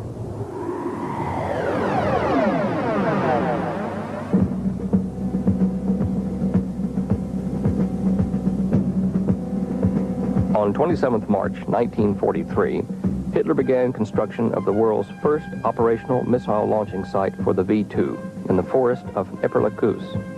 Over 35,000 Allied and European prisoners, legs and hands devoured by cement, toiled, suffered, and died during the erection of this mammoth bunker. Not one V-2 was ever launched from here because in August of 43, 187 B-17 bombers dropped over 5,000 tons of 10-ton experimental and incendiary bombs on the site, burying the slaves alive in a mass of bubbling concrete lava. This was the largest bunker ever built in the world, and it was built to be indestructible.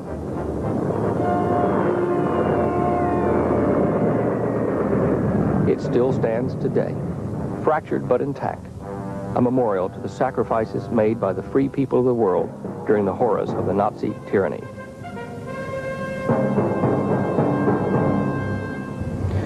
The V-2 was plagued with a number of problems. One, they were using liquid oxygen.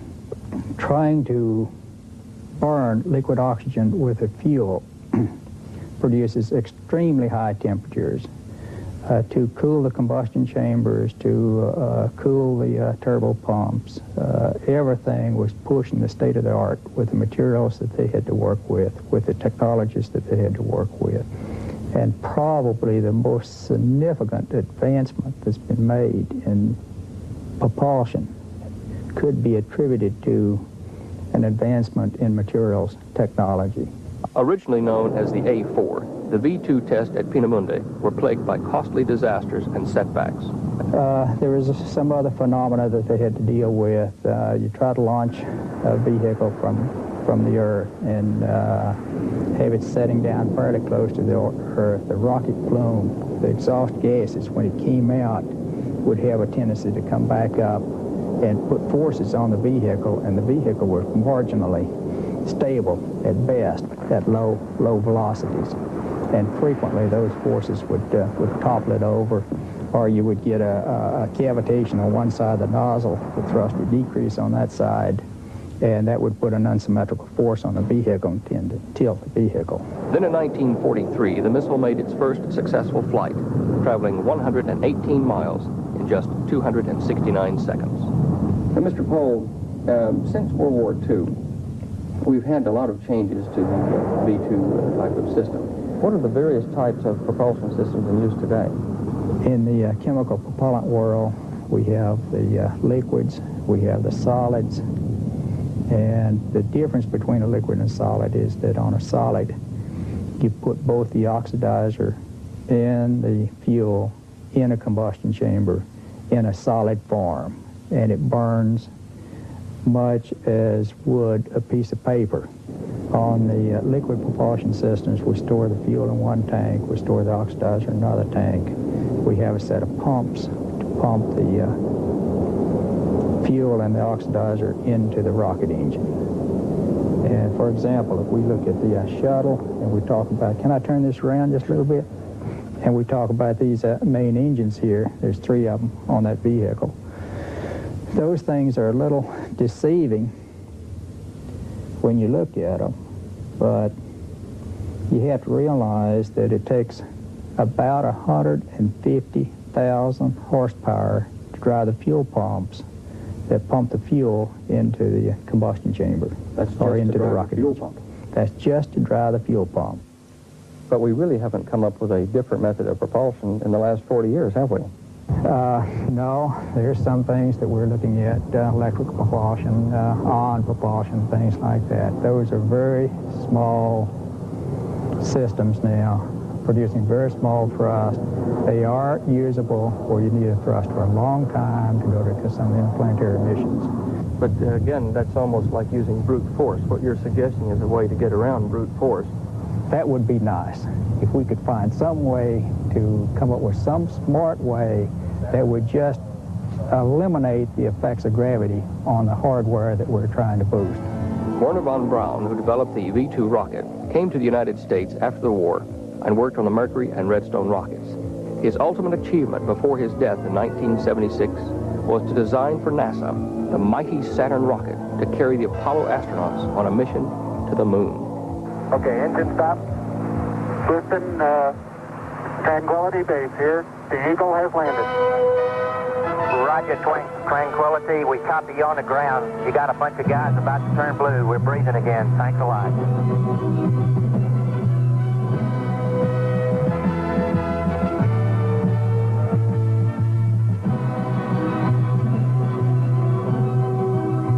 And we're getting a picture on the TV. I'm going to step off the limb now.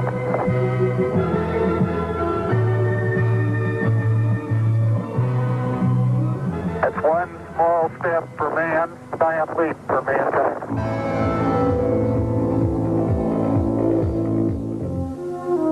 Albert Einstein, theoretical physicist and mathematician, perhaps the best-known scientist in a world of technology and science. In 1943, while England was reeling under the impact of guided missile bombardment, he undertook one of the most amazing and fantastic scientific experiments ever devised by man. Codenamed Project Rainbow, the objective was to place 2 massive electromagnets around the hull of a ship and make it disappear.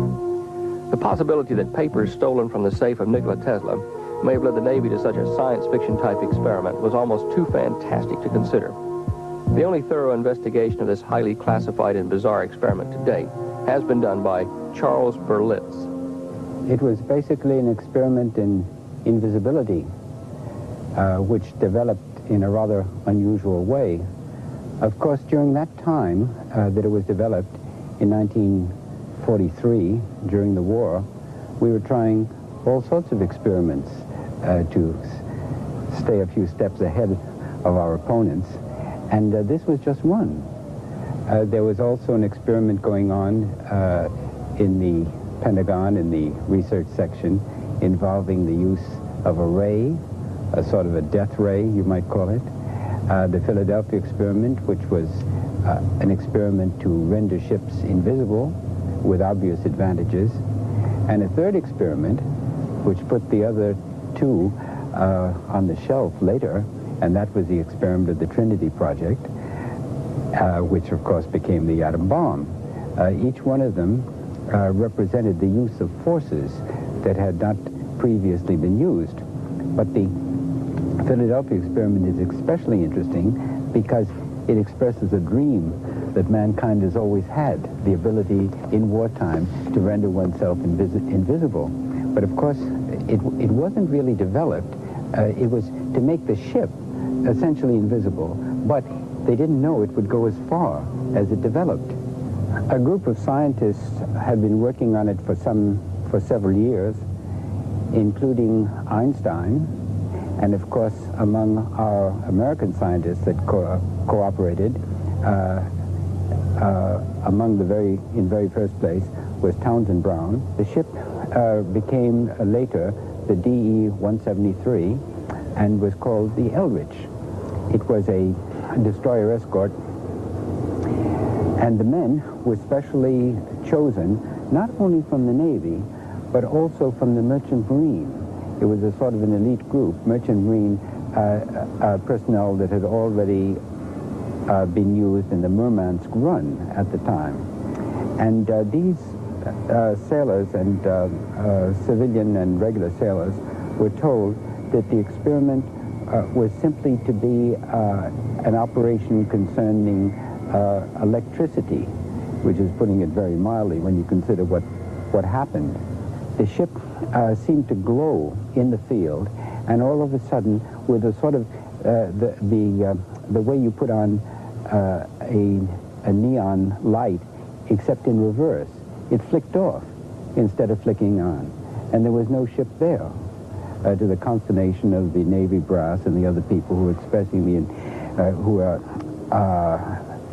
assisting at the experiment, but to the much greater consternation of the crew on board.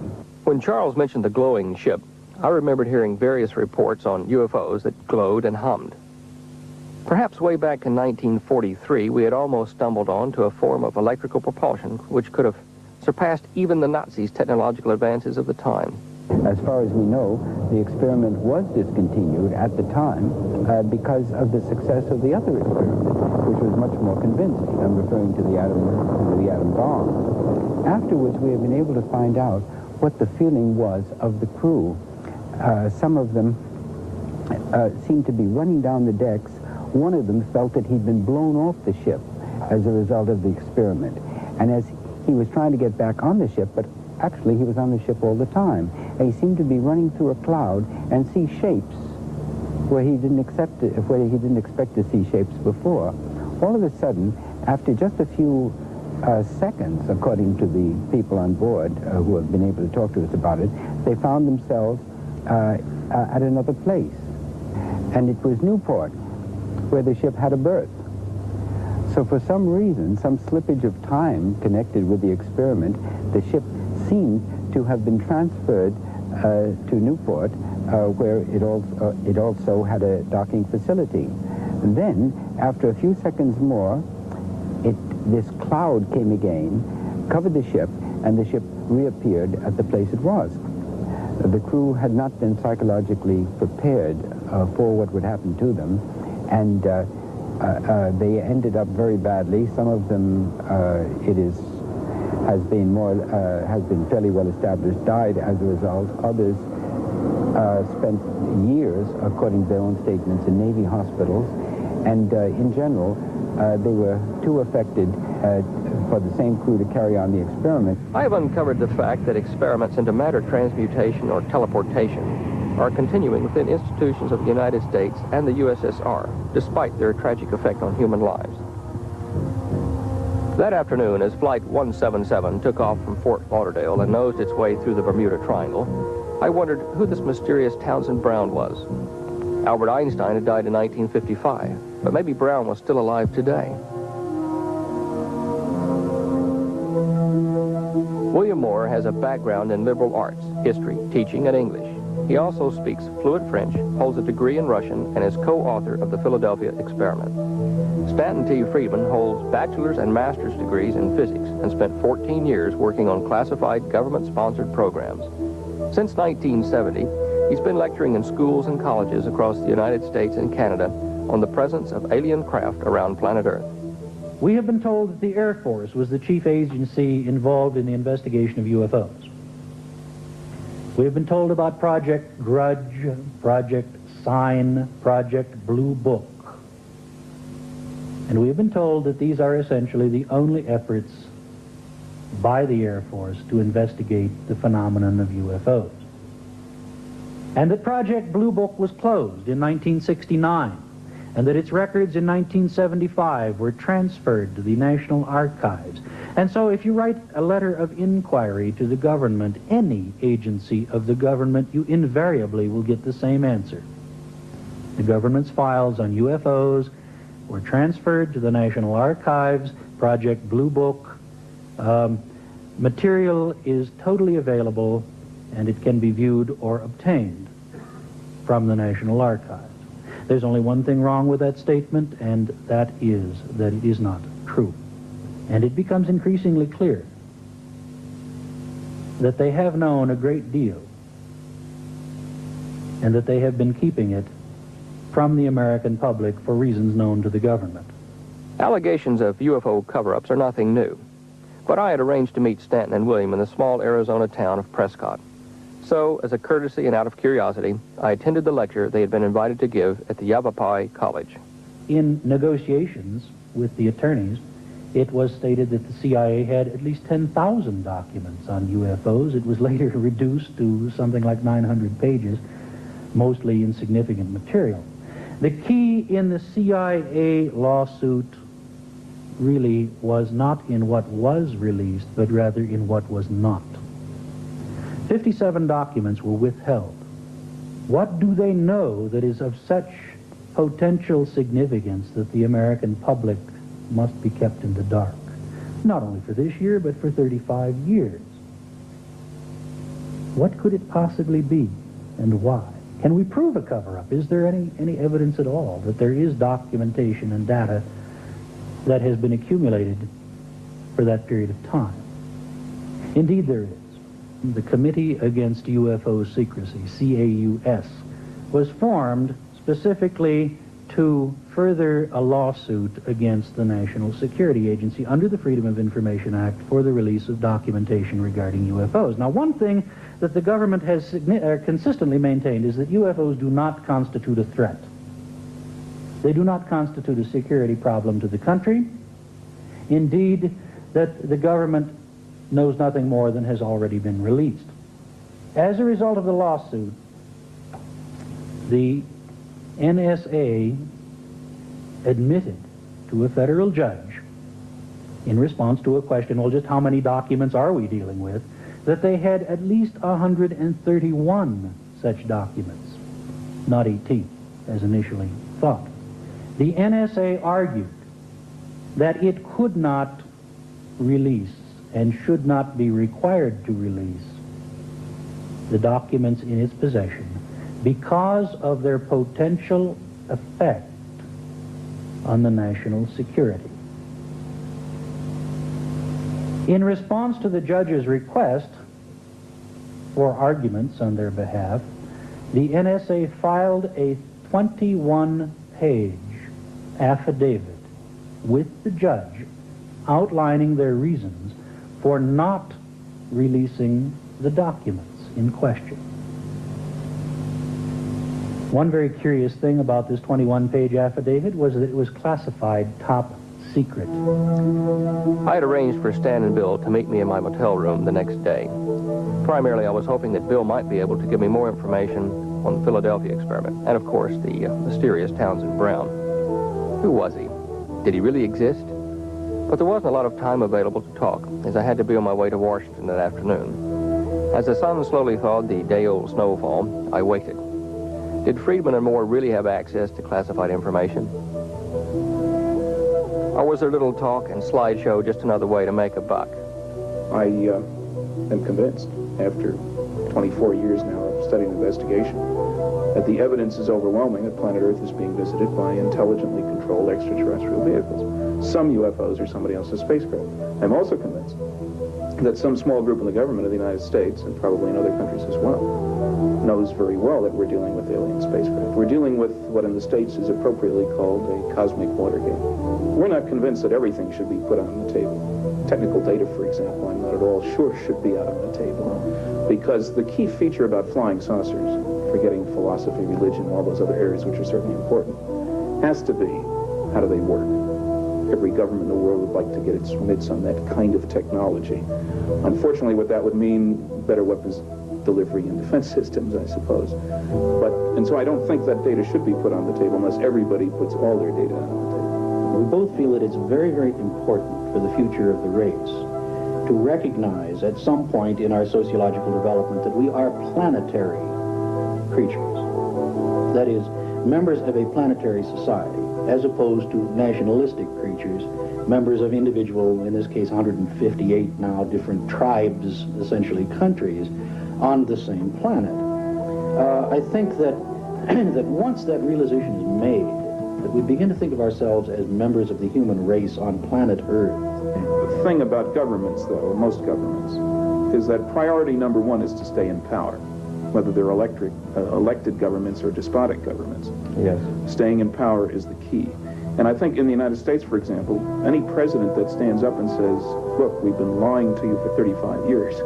We have had positive proof of their existence. We can't reveal the technical data, but we've known it. We've had our reasons. Is going to immediately be accused of being a liar, quite straightforwardly, is in danger of losing the next election, is risking his political skin, so to speak. In the United States, that could be done by a president who had been elected twice in a row, because you can't run for a third term now. We haven't had such a president since General Eisenhower.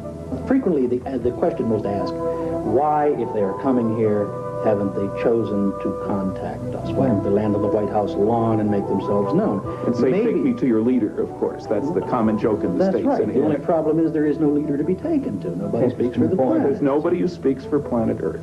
That's true. Certainly not the President of the United States does not speak for 4.5 billion That's Earthlings. right. He's got enough trouble talking for his own staff lately. But yeah, I think maybe the prerequisite for their communication with us is that we talk to them first. We ask them to talk to us as a planet.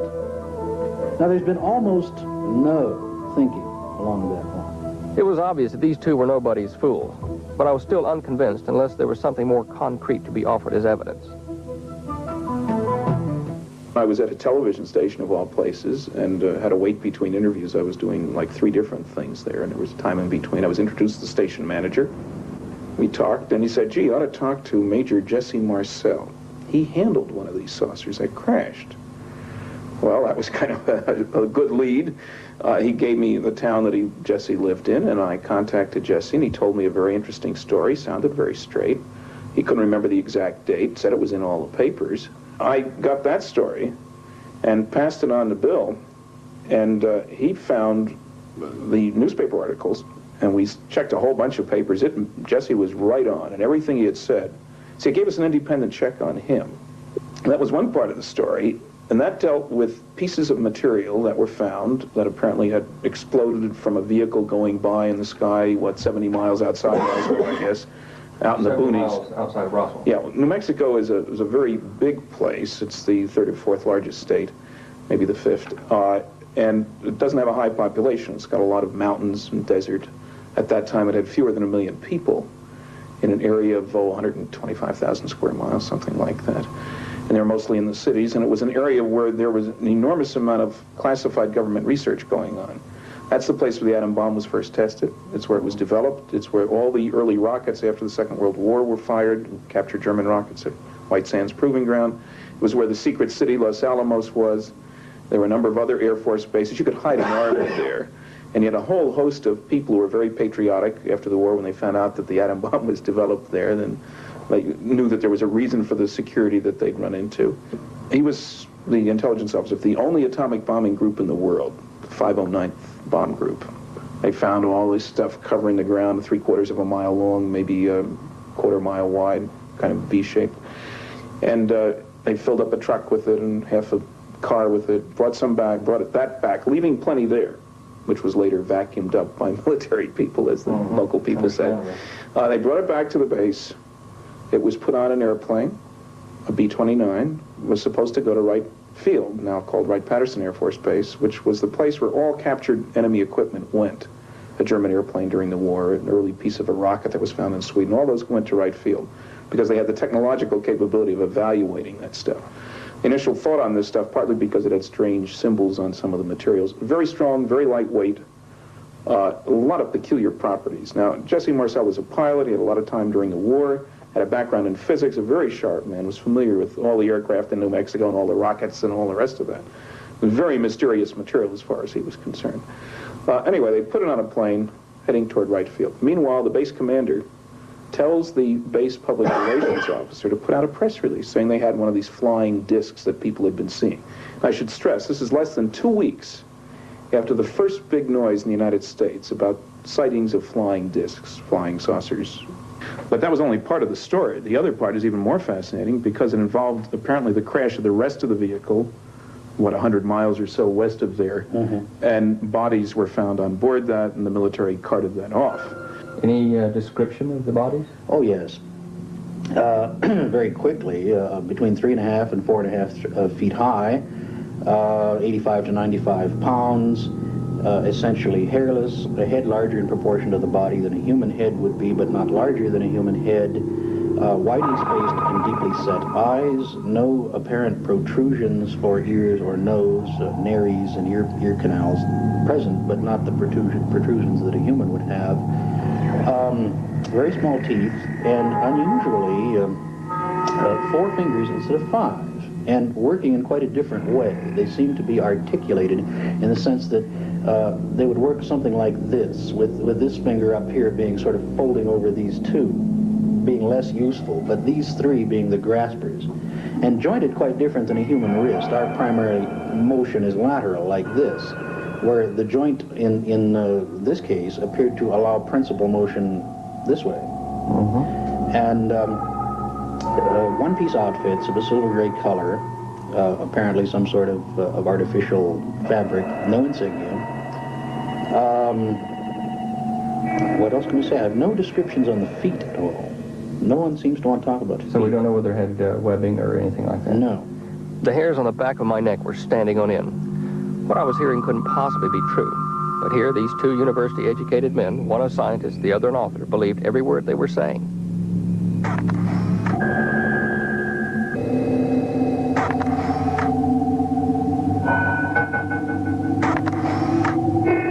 2 days later, in the nation's capital, I kept my appointment with Philip Klass, the senior electronics editor for Aviation Week of Space Technology. My interest and activity in the UFO field is a hobby, and I'd like to emphasize that. Not long ago, a group of American citizens calling themselves CAUSE, Citizens Against UFO Secrecy, launched an action against the Central Intelligence Agency of the United States under the Freedom of Information Act, trying to get information from them about the UFO cover-up. Do you know how valid the information was they found? In December '78, when the CIA released about 900 sheets of paper, of which these are some, I went through them with a fine-tooth comb. Out of those 900 pages, there were about 250 sheets over a 33-year period, and that had something of value. At least I felt it did. Do you personally believe that some of these UFOs are intelligently piloted craft? Now, you've raised an interesting point. One of my favorite UFO reports came from a little old lady in New Jersey. I think it was Hackensack, New Jersey. A few years ago, in the newspaper, she reported seeing 3 UFOs flying in formation. And when she was asked to describe them, she said they looked exactly like 3 jet fighter planes.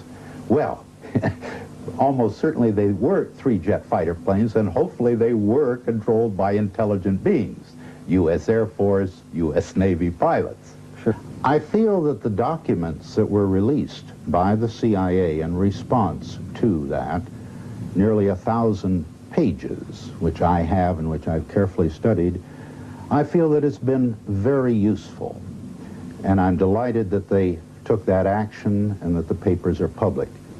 Because what those papers show is that there is no conspiracy, there is no secrecy, that in 1952, nearly a third of a century ago, the CIA briefly got interested in the subject in response to a request from the White House. And so these papers contradict the popular idea that the CIA has had an ongoing program investigating UFOs. The papers show that that is the opposite from the truth.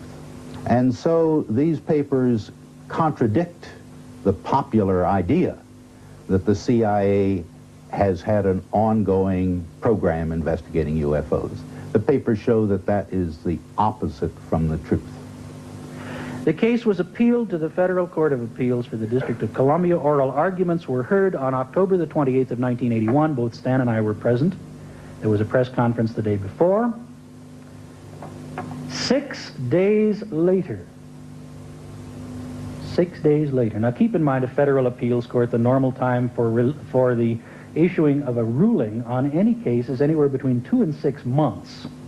6 days later, the Federal Court of Appeals, a 3-judge panel, issued a ruling essentially upholding the ruling of the lower court, stating that the lower court had acted properly and refusing to order release of the documents in question. Again, as in the lower court proceeding, the 3-judge federal panel had not viewed the documents in question, had again referred to the 21-page top-secret memorandum, which they had to be granted special security clearances to even see. Mind you, federal judges being told by the NSA, well, we'll have to do a security check on you people before we can even show you this affidavit. Now, that's certainly an indication that at least one agency of the government is aware of UFO documents. And here in the CIA papers, once classified secret, we see a memorandum in which they describe their briefing by the Air Force, and they discuss the theories that the Air Force holds. He said there is one theory that UFOs are a secret American development, but they say, you know, we've checked everyone high up in government and nobody knows of any secret U.S. Another possibility is that these are a Russian development, but we have no indication that the Russians have developed flying saucer type craft, and it doesn't make sense that they would test them over here. You test those sort of things in your own secret facilities. And they said the third theory, and here I'll read it, is the man from Mars, spaceships, interplanetary travelers. Even though we might admit that intelligent life may exist elsewhere and that space travel is possible, there is no shred of evidence to support this theory at present. As Philip read from the documents, I knew that he'd overlooked a very important point. He had assumed that if the craft were being built in America, they must be a government project. He had not considered that they could have been built by private enterprise. All right, one crashed in 1947. We picked up the pieces. It was hauled away. There was a special project set up to examine, and so on and so forth. Here we are 35 years later. Why don't we have these things? Why haven't we duplicated the technology involved? Why aren't we flying saucers? Consider this. Suppose that a modern F-16 fighter aircraft crashed into a field outside of, say, Washington, D.C., in the middle of the American Civil War in 1862. How long, then, would it take President Lincoln's finest scientific advisors to figure out how it worked, duplicate the technology involved, and use it against the Confederacy? The answer is, it couldn't have been done. They might have been able to tell you that it flew in there, but they certainly wouldn't have been able to tell you how, because the laws of aerodynamics were unknown at the time. They might have been able to tell you it was metallic, but they would have had problems analyzing it because many of the metallic elements involved were considered at that time to be unknown. Aluminum only developed a couple of years, well, I guess 20 years earlier than that, and something that no one used in the Civil War because the melting point was too high. They couldn't work with it. Other metals, titanium, you know, those sorts of things either were unknown or were so exotic that no one was able to do anything with them. Even something as simple as jet fuel, oil, essentially, would have been totally beyond their technology. The first oil well, indeed, was drilled in 1860 or 58 at Titusville, Pennsylvania. But the first process to crack oil and get gasoline and byproducts out of it was not developed until 1913. The pilot would have been an unusual creature indeed, assuming that he had perhaps some of the attributes common to 1980s human beings. Because consider this, in 1862 the average height was 5'7". The average weight was something like 130 pounds. If we're dealing with a pilot 6'2" and he weighs 180 pounds, he would have been a giant to those people. Yeah. And let's go a little further. Maybe he's got contact lenses. Or maybe he's wearing a plate, plastic tooth, or teeth in his mouth. Plastic. 1861, what on earth is that stuff? They might have known something about Bakelite, perhaps, but that's pretty primitive as far as plastic. And I'm not even sure that Bakelite was around in 1860. And electronically speaking, the technology of the aircraft itself, the electronics equipment on board that aircraft, and there's a great deal of it on an F-16, would have been absolutely incomprehensible. In 1959, the U.S. government cooperated in the research and development of an elementary flying disc, but this project was prematurely abandoned. My own research in this field reveals that they had discovered a new principle, which they apparently failed to recognize in time to save their project. The Avro disc now stands on display at the Fort Eustis Army Transportation Museum in Virginia. Actually, it wasn't called the Avro disc, it was called the Avro car. That was its official name. And it was developed in the early 1950s by A.V. Rowe Limited in Canada. A.V. Rowe, on one of their other projects, became interested in the air cushion and began to see if they could make a flying vehicle. After a few years, the United States Air Force became interested in this particular project and gave them some funding. Later on, the United States Army also became involved and provided additional funding for the project. But what the Army was looking for was a craft that could rise up in a ground effect and then from there take off into free flight. The Avro car was powered by what? It was powered by 3 jet turbine engines. How did the air pattern work on it? Well, air was drawn in over the top of the vehicle and then was ducted down and blown out through the bottom. Sort of like the standard hovercraft for sea use now, or for channel use. Precisely. Can you tell me something about its performance in flight? Well, it really wasn't very good. It was able to raise itself to a height of about 3 or 4 feet, but they had very great problems with the stabilization of the craft. He was able to move backwards and forwards, but even there, as the films that we have show, it was not able to move very fast. And I think perhaps that's the real problem with it, is that they were going in the wrong direction. The air cushion used by other people became very popular as hovercraft. The project finally came to an end in about 1962 due to problems with the fact that the power was not sufficient and the stabilization also was creating problems. Development of the vehicle resulted in a gradual improvement from the relatively unstable first flight requiring rapid pilot input through various applications of the spoiler control system, which was abandoned due to lift loss with control application, and ultimately to the introduction of the focusing control ring, which resulted in the most significant improvement to date. In the most recent configuration, with the addition of the pneumatic control booth, the vehicle displayed stable flight characteristics at a height of 3 feet and at speeds up to 30 knots. The wind tunnel test data showed, however, that the focusing ring control, though it had been developed for satisfactory hovering, was not good enough for forward flight, and that fairly extensive modifications were required to add an improved forward flight control system. Testing was therefore discontinued until the 2 vehicles could be modified in readiness for further wind tunnel and flight test programs. Certain designs and inventions lodged with the U.S. Patent Office prior to 1959 revealed the name Agnew Bahnson, but no further reference was found of him after 1964. In California, I located his 2 sons, Frank and Hunter Bahnson, and they told me about their father's research work and his untimely death. He was killed in a plane crash in June of '64. He was flying his own plane. It was a company plane. He crashed flying into a small airport in Worcester, Ohio.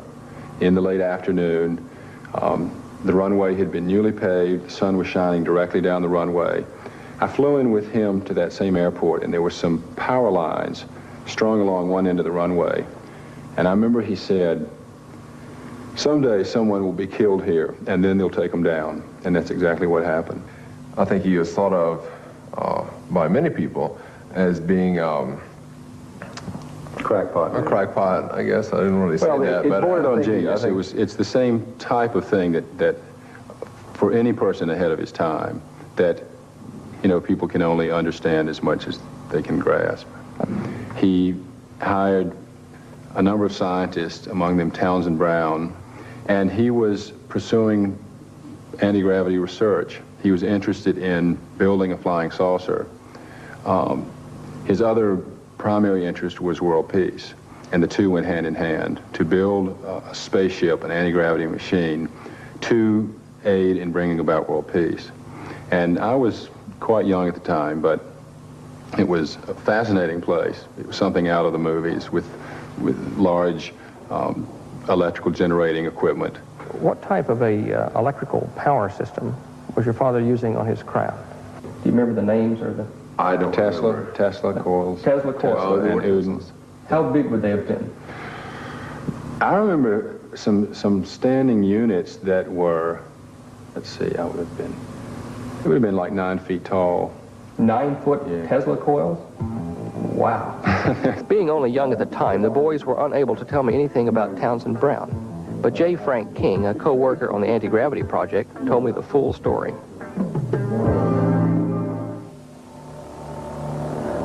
Not anti-gravity.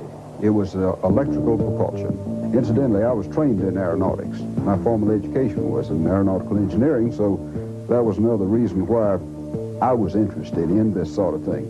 And you were asking about Agnew Bahnson and how he got into it. Agnew was a pilot also, so both of us had an interest in things that would fly. This was the early 50s when everybody was awfully interested in flying saucers anyway. And most of the people were trying to find some reason for their being here. Also, other people were trying to find how they could fly and they could do the things that people said that they could do, such as accelerate very fast, turn very quickly, fly at speeds that were beyond any capacity that we had with the type of drive systems that we had. It seemed to us that it wasn't a matter of developing a means of blocking gravity, but maybe developing a device that would carry its own gravitational field. We needed somebody that had done more along the lines that we believed in. And we hunted for various people. Finally decided that T. Townsend Brown, that we had read about but had never met, was working along lines that we liked. And so we decided that we'd try to find him. And this was in 1957. And we finally located him. He had just gotten back from France, incidentally, where he had done for the French government a series of tests on moving structures using electricity as the prime mover. Thomas Townsend Brown, and he was not to my knowledge a doctor, and is still alive, by the way, is perhaps a very typical example of an individual who devoted the best part of his life to trying to understand and develop technology that the rest of the world didn't seem quite ready to accept. In other words, utilizing sophisticated capacitors, Townsend Brown proceeded to demonstrate that when properly charged with high voltage current, these capacitors would exhibit motion in the direction of the positive pole. He translated that into the theory of the Biefeld-Brown effect, named after Paul Alfred Biefeld, who was an associate of Albert Einstein in Switzerland. He has done considerable work along those lines ever since the early 1920s. Townsend Brown, who had a military background, was a lieutenant commander in World War II, had a nervous breakdown in 1943. We know he was very depressed over the effect on the crew members of the experiment and the subsequent experiment which took place at sea. He had previously been connected with his own project, Winter Haven, which had to do, probably would have caused a tremendous breakdown, a breakthrough in interdimensional travel, and was pulled off that project to work on the Philadelphia experiment. Suddenly a nervous breakdown, everything ends. It's common knowledge in any government that people who have a history of nervous breakdowns are security risks. They're not given classifications. There are indications that this work went on in spite of Townsend Brown under top-secret government projects. But now, in 1957, Townsend Brown was again working with electric discs, but this time for private industry. We wanted to work on a smaller scale. Apparently in France he'd been working in an aircraft hangar. with a 16-foot tall piece of equipment, a really large piece of equipment. We didn't think we needed anything like that. And then later, we developed a different system. You know, this Biefeld-Brown would classically be electro-hydrodynamics. And then later we went into magneto-hydrodynamics, where we were using coils. And these were toroidals usually, almost always toroidal coils, because they were just easier for us to make, for one thing. It seemed that it directed the energy more nearly where we wanted it to go. As Frank sketched the electric discs he had been familiar with as a child, the tension and excitement mounted inside me. Here again was confirmation that my researchers back home in Australia were heading in the right direction. It looks from what I've seen there that your father was faced with the brute force problem. Now, I, in my own research, and scientists that helped me in Australia, have been working on that same problem. I think I've probably gone just a little bit further than your father may have in the lab. But I'm going to show you and see what your reaction is. Does this look familiar, gentlemen? Amazing. Patent number 1310990, lodged on 11 December 1970 by British Railways, detailed the technical data required to build a space vehicle powered by fusion energy. The space vehicle is circular in shape, and the primary source of particle emission is an array of lasers. However, in the middle of 1982, it was announced that the program had been abandoned. Is that shape or any part of it similar to what you were working with? Oh, yeah. At least 3 parts of it. The top part here, in the crafts that we worked with, we needed not only field shaping, which we achieved by this surface, that might be parabolic, might be hyperbolic, might be something else, but at least a shaped surface, because we felt that the field had to be an unequal field. As the sun tried vainly to warm the cold North Carolina afternoon, I made my way into the city. There in the basement of the warehouse where Bahnson, Brown, and King had once worked secretly on their new propulsion system, I found a locked room. Inside, undisturbed for almost 20 years, were the very discs which had flown so noiselessly in a blue electrostatic haze for the magicians of that age.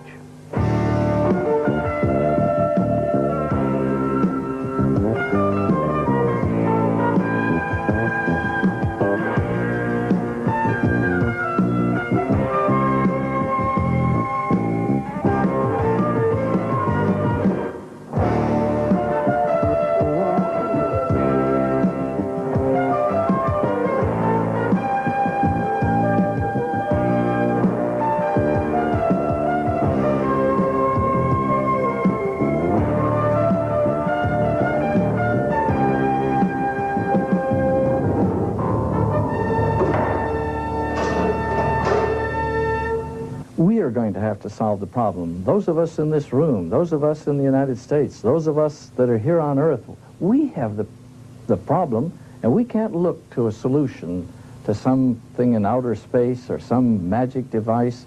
We ourselves are going to have to sit down and save ourselves, because the course we are embarked on now is going to lead to nuclear war and destruction. In light of the documentary you've just seen, you may find yourself in the near future faced with a dilemma. And that dilemma might be, in some near date, the world may find itself at the beginning of World War III, or it might find itself in some global catastrophe. But on that same date, it might also find itself facing an apparent salvation, as it were, from flying saucers, beings, humanoids with super technology, technology just such as you've seen in the foregoing documentary, things that we have had for over 30 years. Your dilemma will be to determine whether these so-called humanoids from space or time, whatever, are real or are they imposters. Silence, foolish mortals, your fate is sealed. What is the standing order of your imperial seat? By your command, the total extermination of the life form of mankind. This food will make a tasty meal for our Orion allies. A position here being scouted. More humans may follow. Prepare for liftoff. In the name of the 12 colonies of man, I demand the release of the humans. Destroy him.